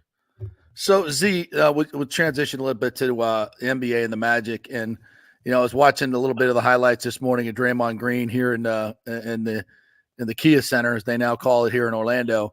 Just meltdown, thrown out in the first 4 minutes. And, the Steph Curry just looked disgusted with the whole thing. It's just at this point, you're a grown-ass man. I mean, can you not just control your emotions a little bit? And I think it looks like Steph's just fed up with the whole damn thing, to be honest with you. And I don't blame him. At this point, I mean, what do you, as a coach, what do you do? As a player, what do you do with a guy like this? I don't know if Steph Curry was crying last night over what happened or whether he felt bad. I don't know what the deal was when he put his face in his jersey. Disgusted. Yeah, I got to tell you, the NBA game has changed so dramatically that the stuff that Draymond Green does now, 30 years ago, with the Pistons or the Bulls or the Knicks or the old Heat, you wouldn't have been able to get away with. There'd have been unbelievable fistfights. There would have been guys like Draymond Green would have gotten fouled so hard intentionally on some things going to the basket. The messages would have been sent, but you can't do that anymore. Basically you can't fight anywhere anymore. Yeah. But I'm tired of it just from the standpoint of he's really a good player. Yeah. And he really fits in well with what they do and how they do it. And everyone around him plays better when he's on the court. He's really got some intangibles a lot of players don't have. But the other stuff, I'm bored with it. It's probably the best way to put it. You got an 82-game season, and you're getting suspended for games. They're trying to get in the playoffs, maybe out of the play-in game. It's just, I don't get it. And they're all at the end of their career. Here's the difference. Here's why Steph Curry is the greatest teammate ever. He's had to put up with a million things and continue being the leader of that franchise. Yeah. And he's done it under every circumstance. Great point. And then they've won under every circumstance. But got to believe they're all tired of it, including the head coach. But they're never going to talk bad against them. They're never going to do it. They keep everything in the locker room. Look, this guy punched a player in the face last year. Just unannounced. Just went after him, nailed it. Unbelievable. The team was never the same. That kid was never the same. Who knows what's going on? Yeah. If somebody did that to him, it'd be interesting to see how he would respond. Yeah. Somebody needs to do it to him. He thinks he's the toughest guy in the NBA. It's amazing. Amazing. I think we'd all like someone to put him in his place. I think we'd all enjoy that. No doubt. I think Steph would. He's a smart guy. Yeah. He's really an very intelligent, bright player. Yeah. So I don't get why he can't control the other stuff. So yeah, maybe he's doing it on purpose. Maybe that's how he sells podcasts. I don't know. All right, last thing. Big re-get, I guess, for USF as they keep Jose Fernandez home after his dalliance with the University of Miami. But I think this really bodes well for USF. I mean, I just think it sends a message that, you know what, the bigger programs can come after our coaches, but we got something going on here. This is a great development for USF. Your thoughts? Well, I was working at USF at the same time Jose was. I've known him a long time. I think what he's done here is magnificent. Yes. Him and Ken Erickson are flat out the most successful head coaches in terms of consistent success in the history of the athletic department. Yep. I don't know what the particulars were, JP. We've talked about it offline. I don't know was he offered the job. I don't know what kind of money, if he was offered the job, what they wanted to give him. He's making $800,000 a year. I think here, what were they going to give him? I mean, you give him $1 million a year. You're going to move down there for $200,000 more. Yeah. You're going to uproot your family and start over down there. Everyone goes, "Oh, he's going home. He's going home." Home is where you raise your kids. The guy's been here for 25, almost 30 years. This is his home. Right.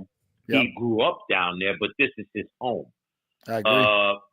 And again, I don't know if what he was offered. It might not have been a very good deal. He might have been given a better deal. Who knows? Behind closed doors, him and Mike Kelly might have discussed a further extension and a raise. It's the first year he hasn't gone to a tournament in a while. And I think he'll be more motivated and possessed to get back where he was.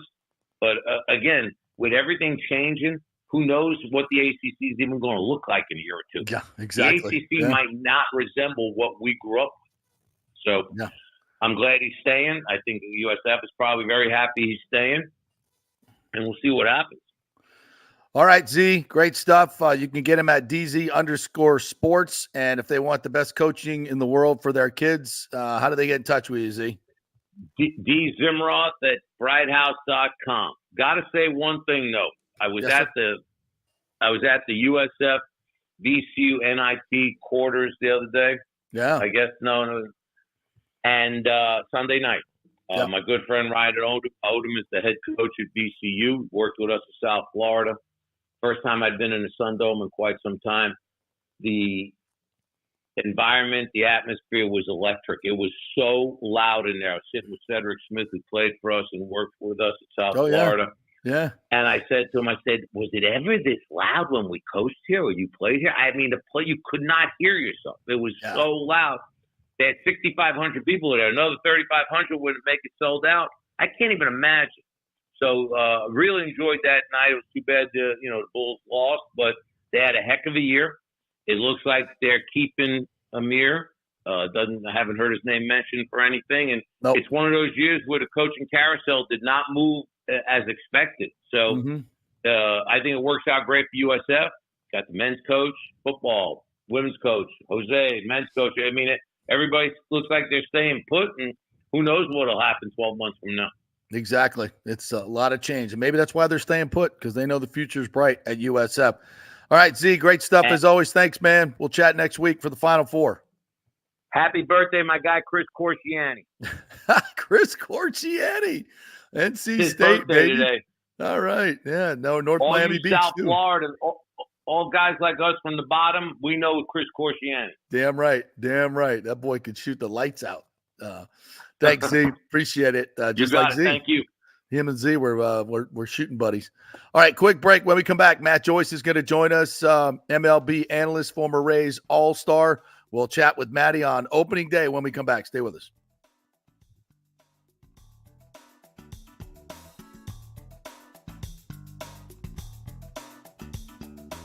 JP here for the Jeeves Law Group and my man, Scott Jeeves. If you're going to hire an attorney, do you want some guy looking for a quick settlement and a quick buck, or do you want an attorney with some chops?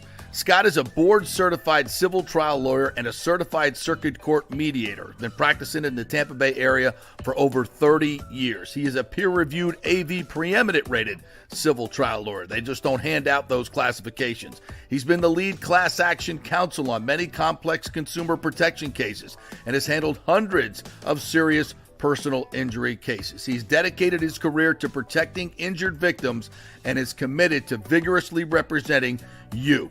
We're local, we're trusted, and we get results. Personal injury and personal attention. Call for a free case evaluation. That's 888-9-JEEVES. That's 888-9-JEEVES. The Jeeves Law Group.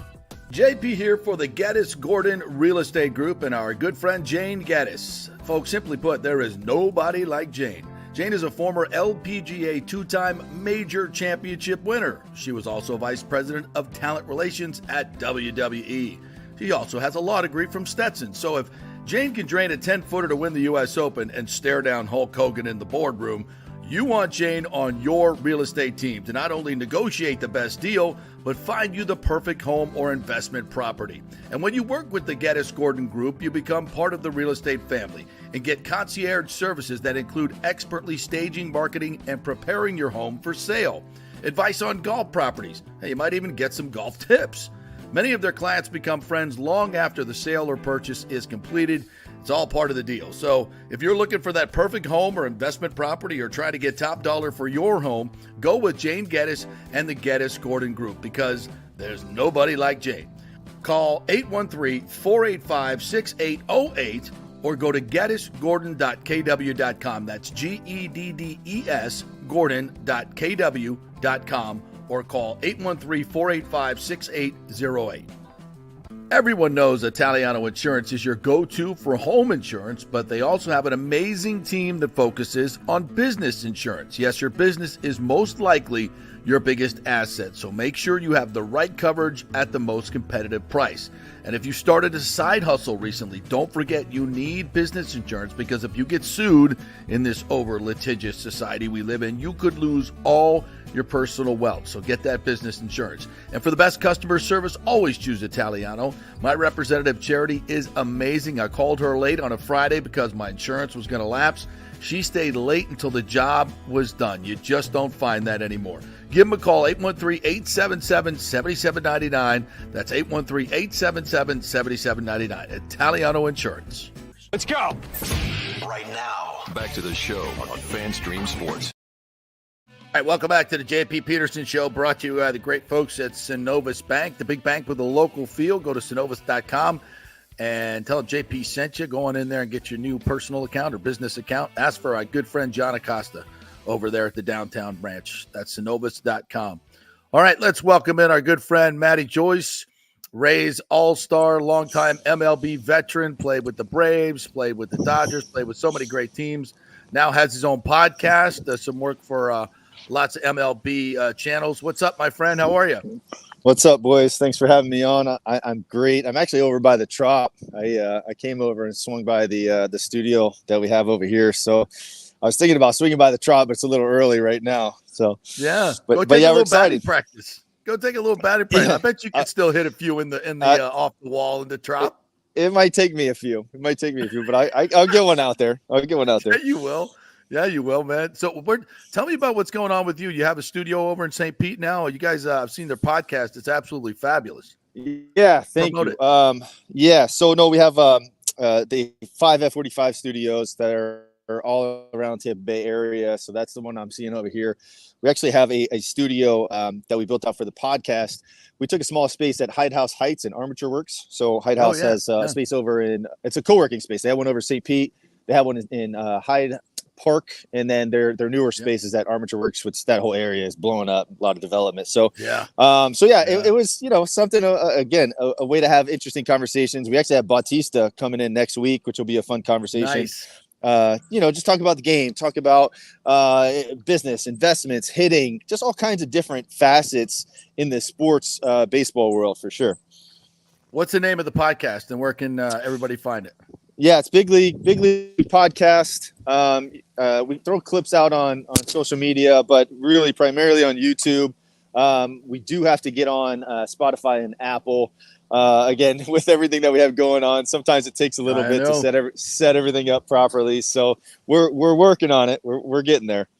Well, all us podcasters, and we're live on the radio too, so don't cuss anymore. We're live. Us podcasters got to stick together. I think it's a great way to get information on demand, and you guys are very informal and fun and informational. So looking forward to hearing Joey Bats too. He's always fun. And the game, man, Matt, since you started playing, you know, in Brandon many years ago, the game has changed like tremendously on so many levels. You know, $700 million contracts did you ever thought you'd see that? No, 700 million? 700. I was trying to get to $1 million. I was trying to get to the $1 million mark. I was happy with the millions. So right. It's not bad money. Not bad money. Growing up in Brandon, playing over here, I mean, obviously that was a lifetime ago.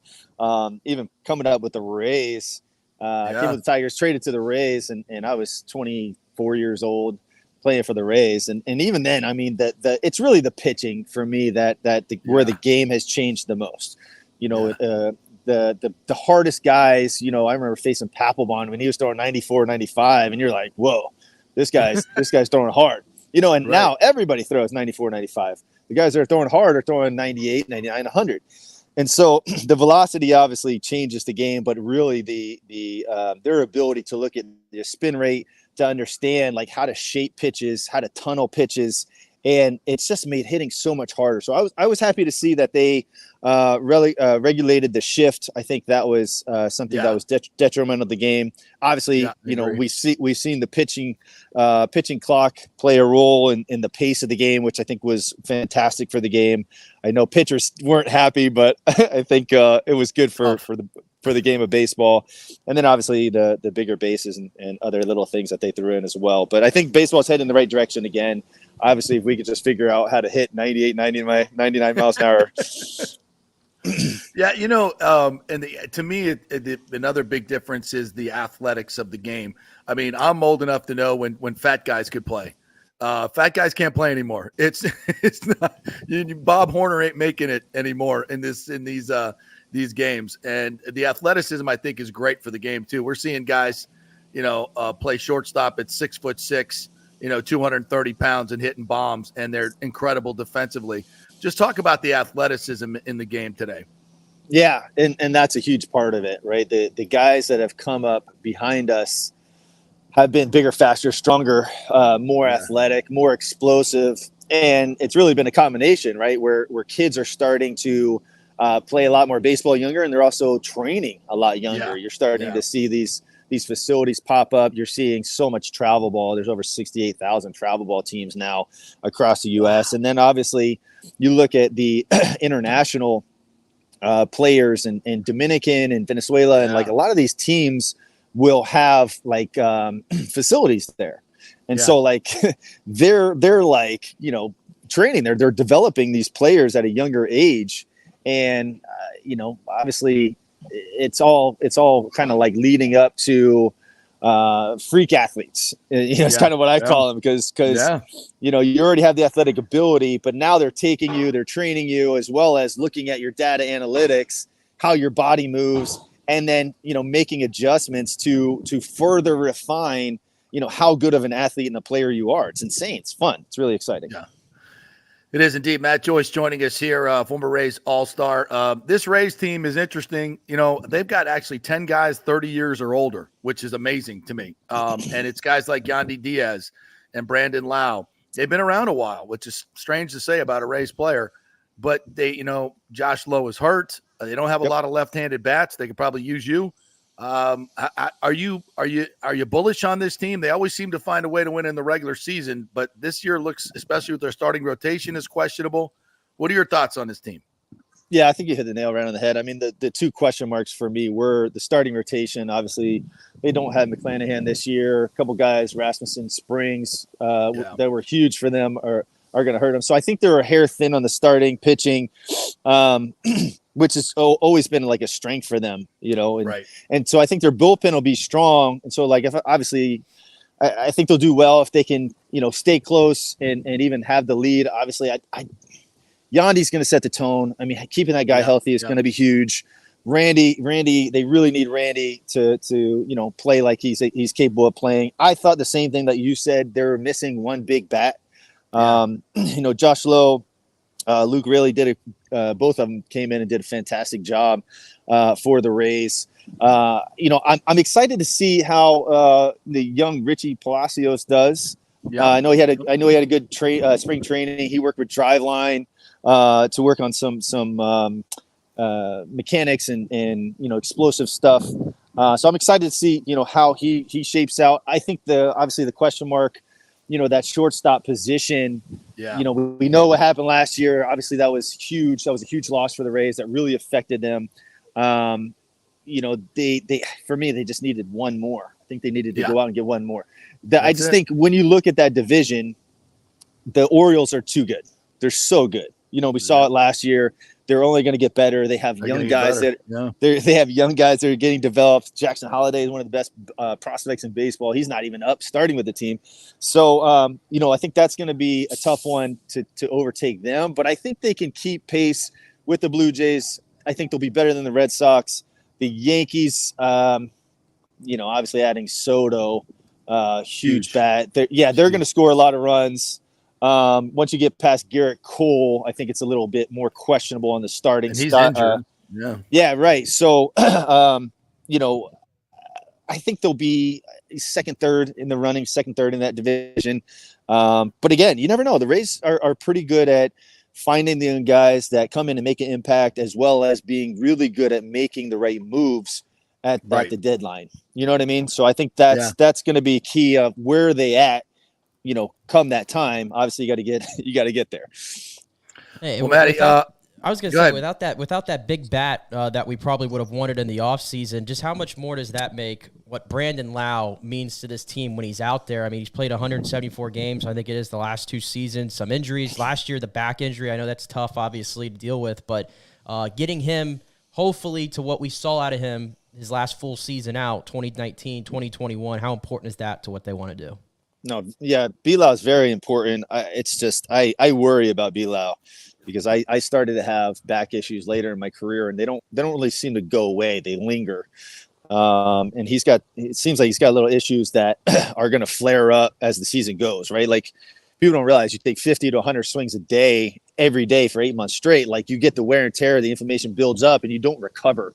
And especially as you get older, you don't recover as fast. And so, like, I think he's a huge part to the team. I love him. I think he's got, incredible power when he's staying very disciplined and controlling the strike zone. I think he's one of the best hitters on in that team, in that lineup. And I think he makes a huge impact. But he's got to do those things, and he's got to stay healthy, right? And I think if they can keep him healthy, it's going to be a huge win. It's going to help them a lot. But if he gets hurt, and again, the bottom of their order is pretty thin. Yandy sets the tone. Randy's going to have to come up big. Paredes, I'm excited to see how he bounces back. He had a phenomenal year. He was fun to watch. Yeah. But he might be a key piece that they look to. Hey, if he's playing, he had a good year, depending on where they're at that trade deadline, he might be a key piece with some of the young guys that they have coming up, of offloading, getting some more talent out there, and then bringing up the young guys. So we'll kind of, you never know. I think they do a good job of staying in the mix. Yeah, you know what I mean. They do every year. They really do. They find a way. Yeah. Well, Matty, great chatting with you. Thanks for taking a little bit of time on this opening day. Head on over to Trop. Check out some baseball. It'll be fun today. Opening day is always special. So thanks for your time. I always tell everybody it's like opening day is like Christmas for baseball players. It's like Christmas Day. so fun, and it's got such great energy. I can't wait to watch today at 4:00. So thanks. It's Big League Podcast with Matt Joyce. Check it out on YouTube. Soon to be on Apple and Spotify. Thanks, partner. That's it. Of course. Thanks, guys. Look forward to it. Talk to you soon. Right, the great Matty Joyce right there. All right, we'll take a quick break. When we come back, Masters expert and author Ward Clayton will join us. We'll talk some Masters and get ready for the biggest tournament in golf and find out what's going on in the world of golf these days. Stay with us.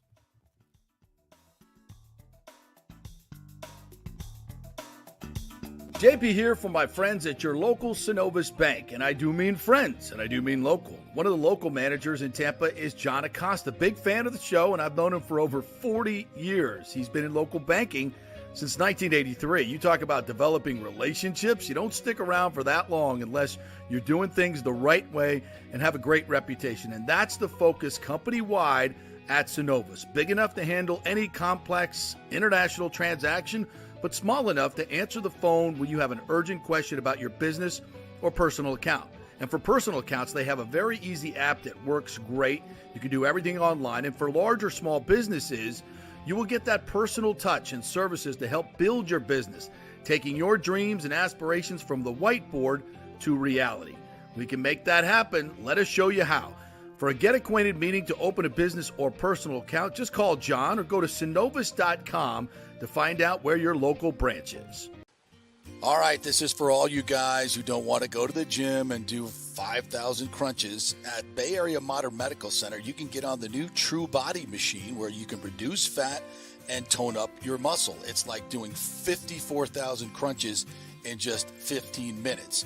Define your body as you see fit. True Body offers personalized muscle stimulation that delivers the equivalent of those 54,000 crunches in just 15 minutes. Just get in touch with them at Bay Area Modern Medical Center, BAMMC.com. Chris Lugo and the team over there will set you up on True Body and get amazing results. Non-invasive with comfortable and little to no pain and zero downtime. You can isolate and target those areas that you want to improve and treat multiple areas simultaneously. It's an amazing machine, so check it out at Bay Area Modern Medical Center, BAMMC.com.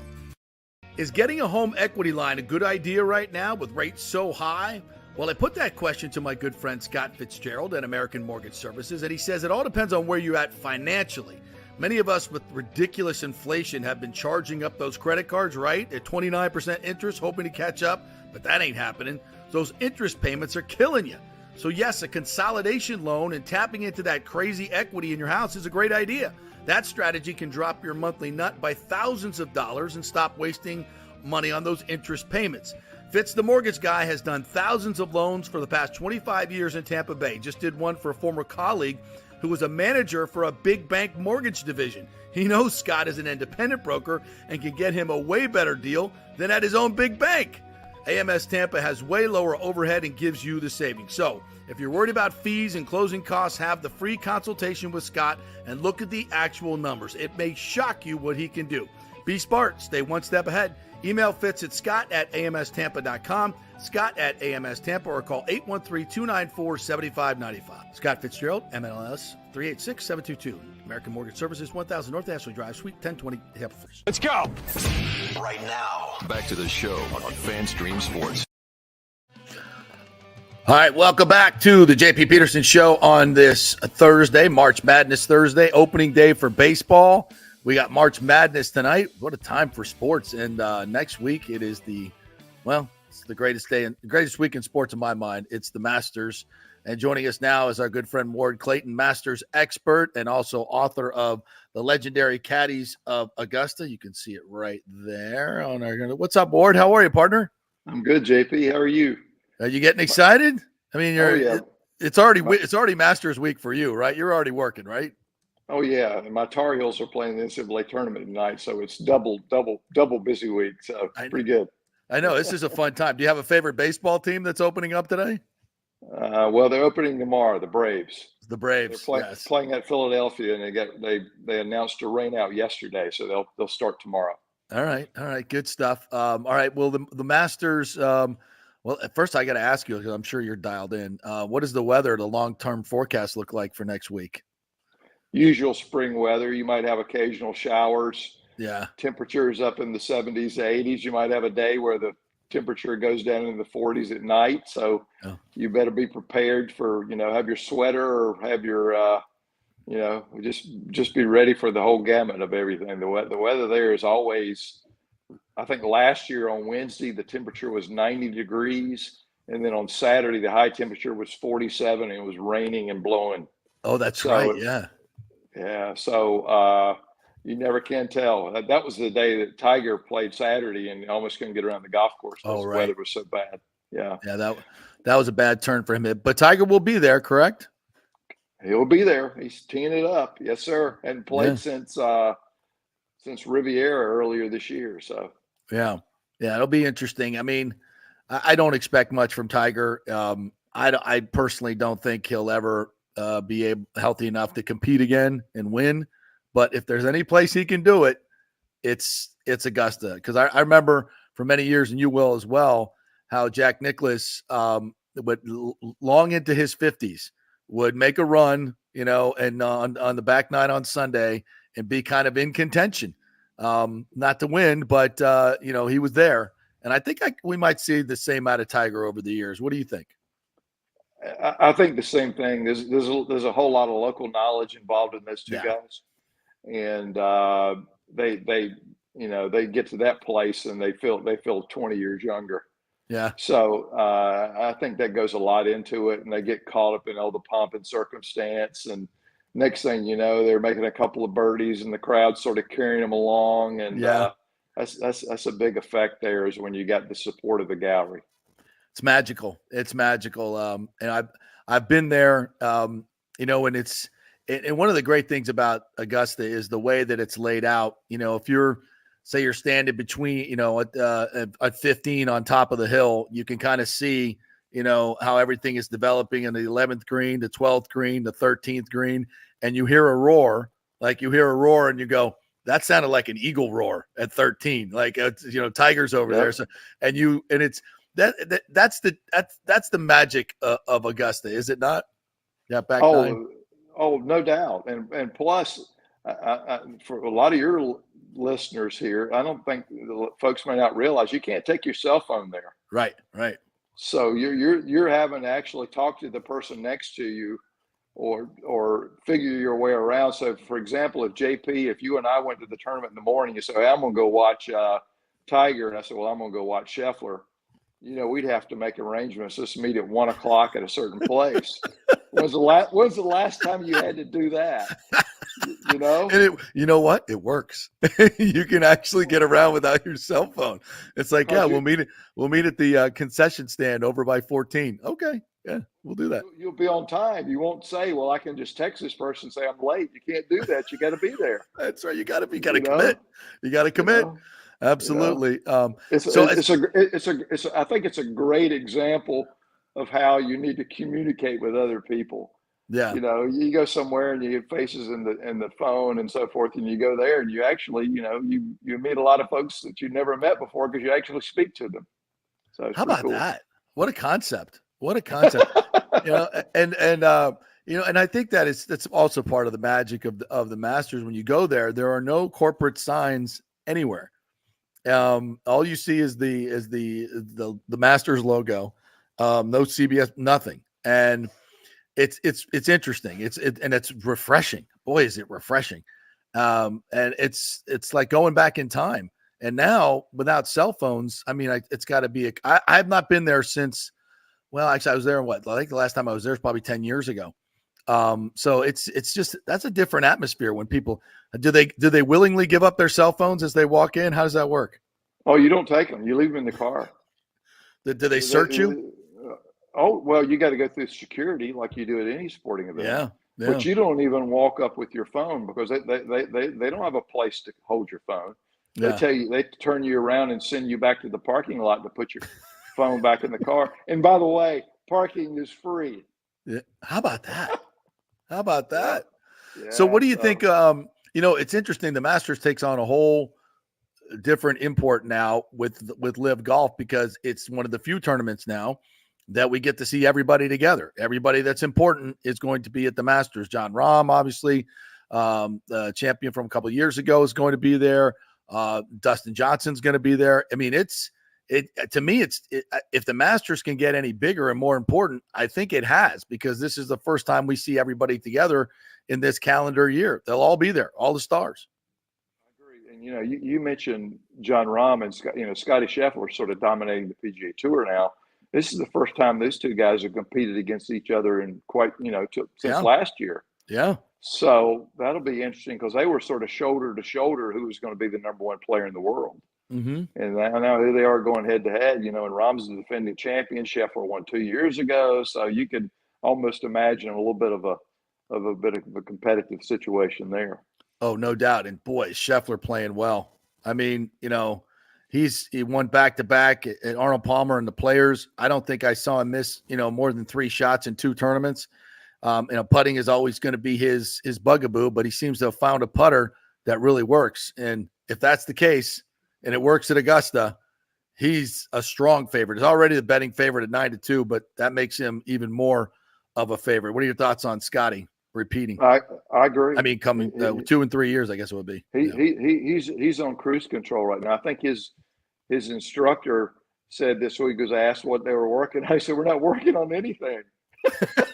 So in other words, his game's in pretty good shape. So they're just trying to sort of cruise along and not do anything that's going to change the way he's playing golf.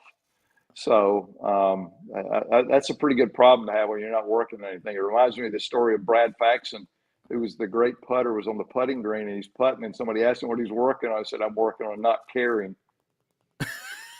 Okay.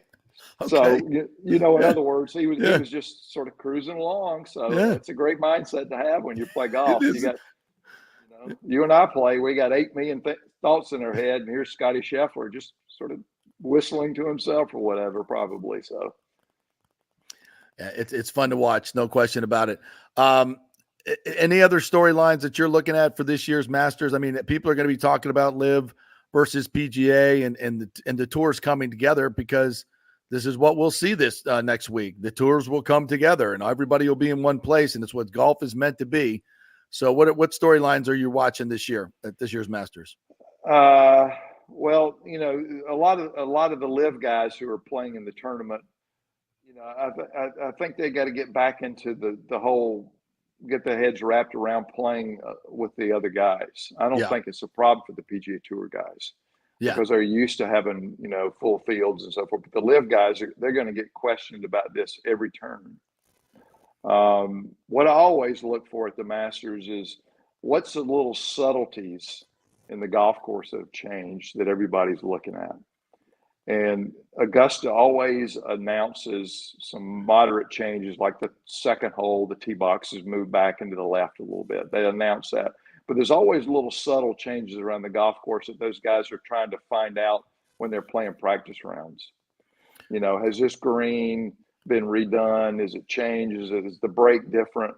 There's a lot of scouting going on a couple of weeks leading into the tournament. And kudos to Scotty Scheffler. His caddy's a guy named Ted Scott, and Ted Scott is pals with an Augusta National caddy there by the name of Kling. His last name is Kling, and so they'll get together beforehand and talk about the changes in the golf course. Steve Kling's his name, and he stays at Steve Kling's house during the tournament. So it's like getting a scouting report every night on the changes to the golf course. How about that? There's some. Yeah. I knew we'd get a couple nuggets out of you, Ward, that nobody else is talking about. So the 2T is back. Any other changes that we're expecting to the tour? And I'm wondering how that affects the scoring too. I mean, it's always been a very reachable par 5. It is, but that hole has got the reputation. If you hit it left in the woods, you're in jail, and you can make a big number. Right. So when you move the tee box back just a hair and to the left, everybody's going to think, well, I need to hook this a little farther. And next thing you know, you're in the woods. Next thing you know, you make double bogey on the second hole, which is a birdie hole. Right. You're behind the 8 ball right at the start. Interesting stuff. I think a couple greens have probably been redone and enlarged a bit. Maybe it allows you to have another pin position. So that's why those practice rounds are so vital for those guys, because they only see that place one time, and they hear through the grapevine these changes, but until you actually experience them, you really don't know how you're going to react to it. Has Tiger been there last week? Do you know of any of the players that have been showing up in the past couple of weeks? I wouldn't be surprised if he's been there, Yeah. because he just needs to get rounds under his belt, Exactly. whether he's playing casually or not. Yeah. So I know that a lot of, and here's a rule for you that would be interesting. Guys that come in early can bring their caddy with them, but he can't caddy for them. And Augusta National caddy's got to go around. But like Dustin Johnson comes in early, and his brother Austin is his caddy, can walk around with him, but he cannot caddy for him. Oh, So interesting. so he can sort of get the intelligence from the caddy who's carrying the bag, but he's not carrying the bag. That's a club policy. That's interesting, and that's a great segue to your book, the Legendary Caddies of Augusta National. I'll put that up there again. There it is, right there. Yeah. So tell me a little bit about the book. And there's so many great stories. You told us one last time about the guy who caddied for Charles. I think it was Charles Cootie, who was also driving buses in Atlanta and was trying to hide from the cameras. I know you got some other great ones as well. So tell us a little bit about the book and some of the great stories of these legendary caddies. I was a sports editor of the Augusta Chronicle from 91 until 2000. And we did a lot of historic stories. And it always struck me that I ran into these stories about Nicholas or Palmer, and they would very seldom mention their caddies. If they did, they would just mention them generally by their nickname. Mm-hmm. And I was intrigued by who these guys were, what their real names were, what their backstory was. And that the story upon story upon story came out to sort of indicate that this all-black caddy corps from 1934, when the club opened, until 1982, they were so impactful in what happened in the tournament. Whether it be like Jariah Beard, who caddied for Fuzzy Zeller in 1979. Fuzzy didn't know the golf course, so Jariah just told him everything, every shot. So he won all the way to like Arnold Palmer, and Arnold did his own thing, and Iron Man Avery was his caddy, and Iron Man was basically emotional support for him. And I'll give you an example of how that worked. In 1960, Palmer's coming down the stretch, and he's not playing that great. On the 15th hole, he hits a bad chip, and he tosses his club at the golf bag at Iron Man. And Iron Man, the first thing he says when he gets the club, he looks at him and says, "Mr. Palmer, are we choking?" So can you imagine on the 15th hole in the final round of the Masters, your caddy asking if you're choking? And Palmer got a little bent out of shape and went on and birdied the 17th and 18th hole and won the tournament. How about that? So he basically got his hit. It's like a coach getting on a guy late in the game for doing something wrong, and the guy gets all perturbed and gets his game back in order and scores the winning basket. How about that? So, and you know what? I mean, I get the caddy was like, this is going to go one of two ways. So he didn't care. He didn't care. Well, he probably had a pretty good idea that Mr. Palmer needed a kick in the ass. And that's a great story. That's a great, because you know what? You would expect Arnold Palmer to react that way, right? You would. Yeah. No doubt. It was like I can't believe you're saying that to me. Here's what I'm going to do as a result of that. Crazy like a fox. Yeah, that's a great story. So those stories are all throughout the book, and this has been also a golf channel documentary as well, right? I did this book 20 years ago. We did a documentary that showed all around the country and showed in the UK, and then Golf Channel purchased it and shows it fairly regularly, called Loopers, the Caddy's Long Walk, with Bill Murray was the narrator. Oh, great. Yeah. Bill and his brothers all grew up as caddies on the north side of Chicago. So he was the perfect person to do that.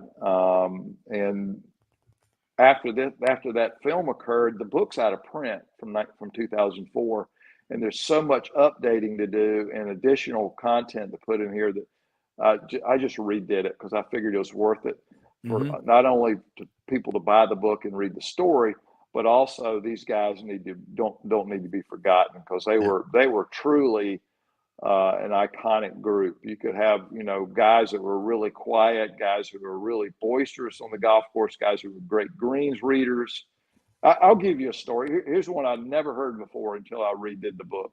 Mm-hmm. When the Augusta National caddies played with the members, they would putt out on a green, and the caddies would take the putter out of the bag and go back on the green and give the driver to the members to go to the next tee, and they putt on the green they had just finished and bet on who could make putts, and that's how they learned how to read the greens. Yeah, I think they're still doing that over at St. Andrews. I think my caddy may have lost some money. Sorry about that. Sorry about that.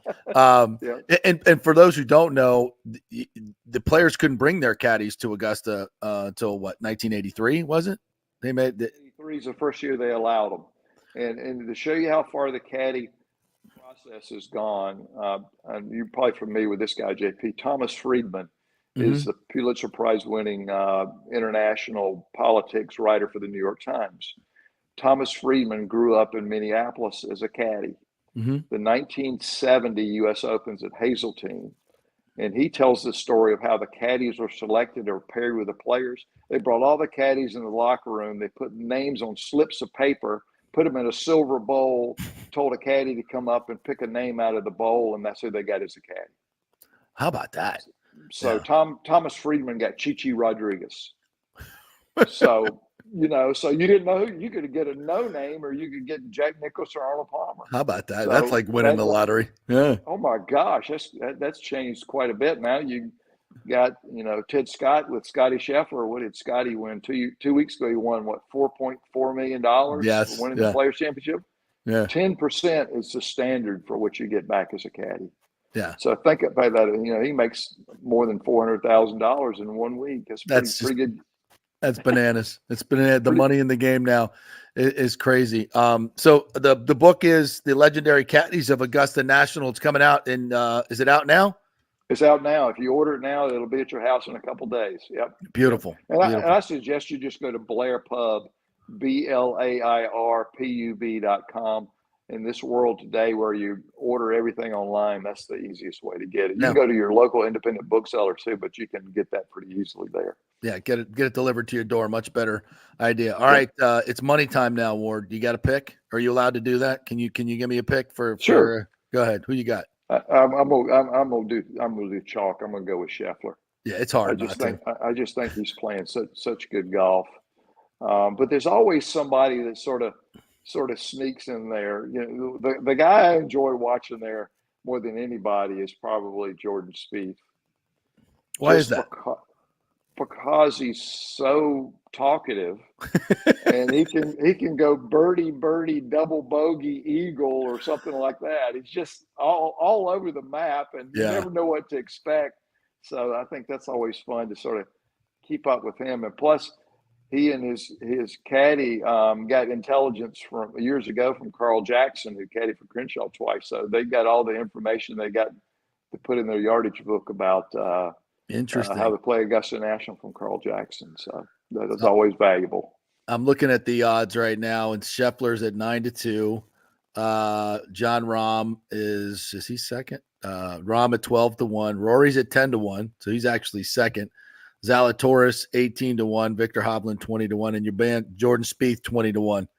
So I'm looking at this Brooks Koepka. Oh, is he still playing?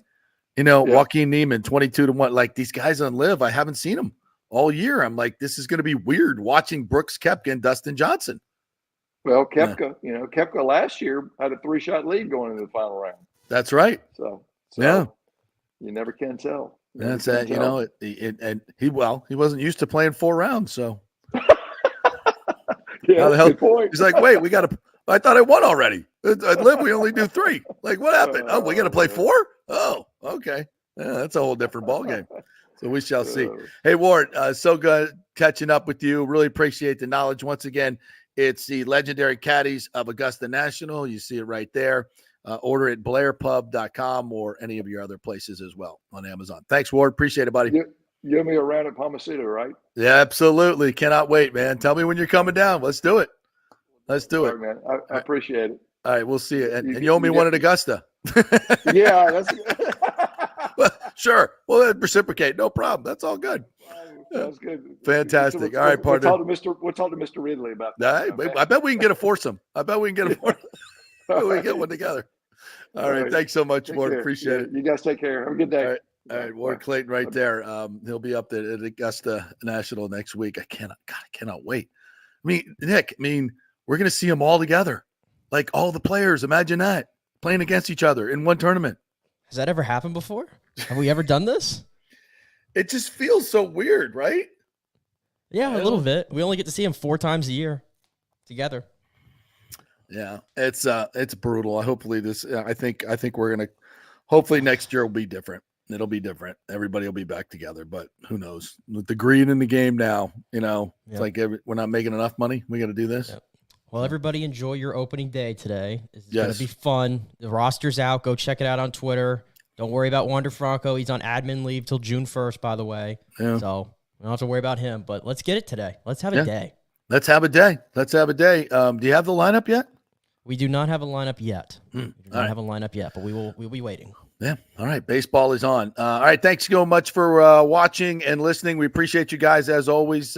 Please like and subscribe at our YouTube channel, The JP Peterson Show, or FanStream Sports. Also on Spotify and anywhere you get your podcasts, iPod or Apple. Did I say iPod? Apple. We're going way back in nostalgia, right? Your Apple podcasts, anywhere you get them.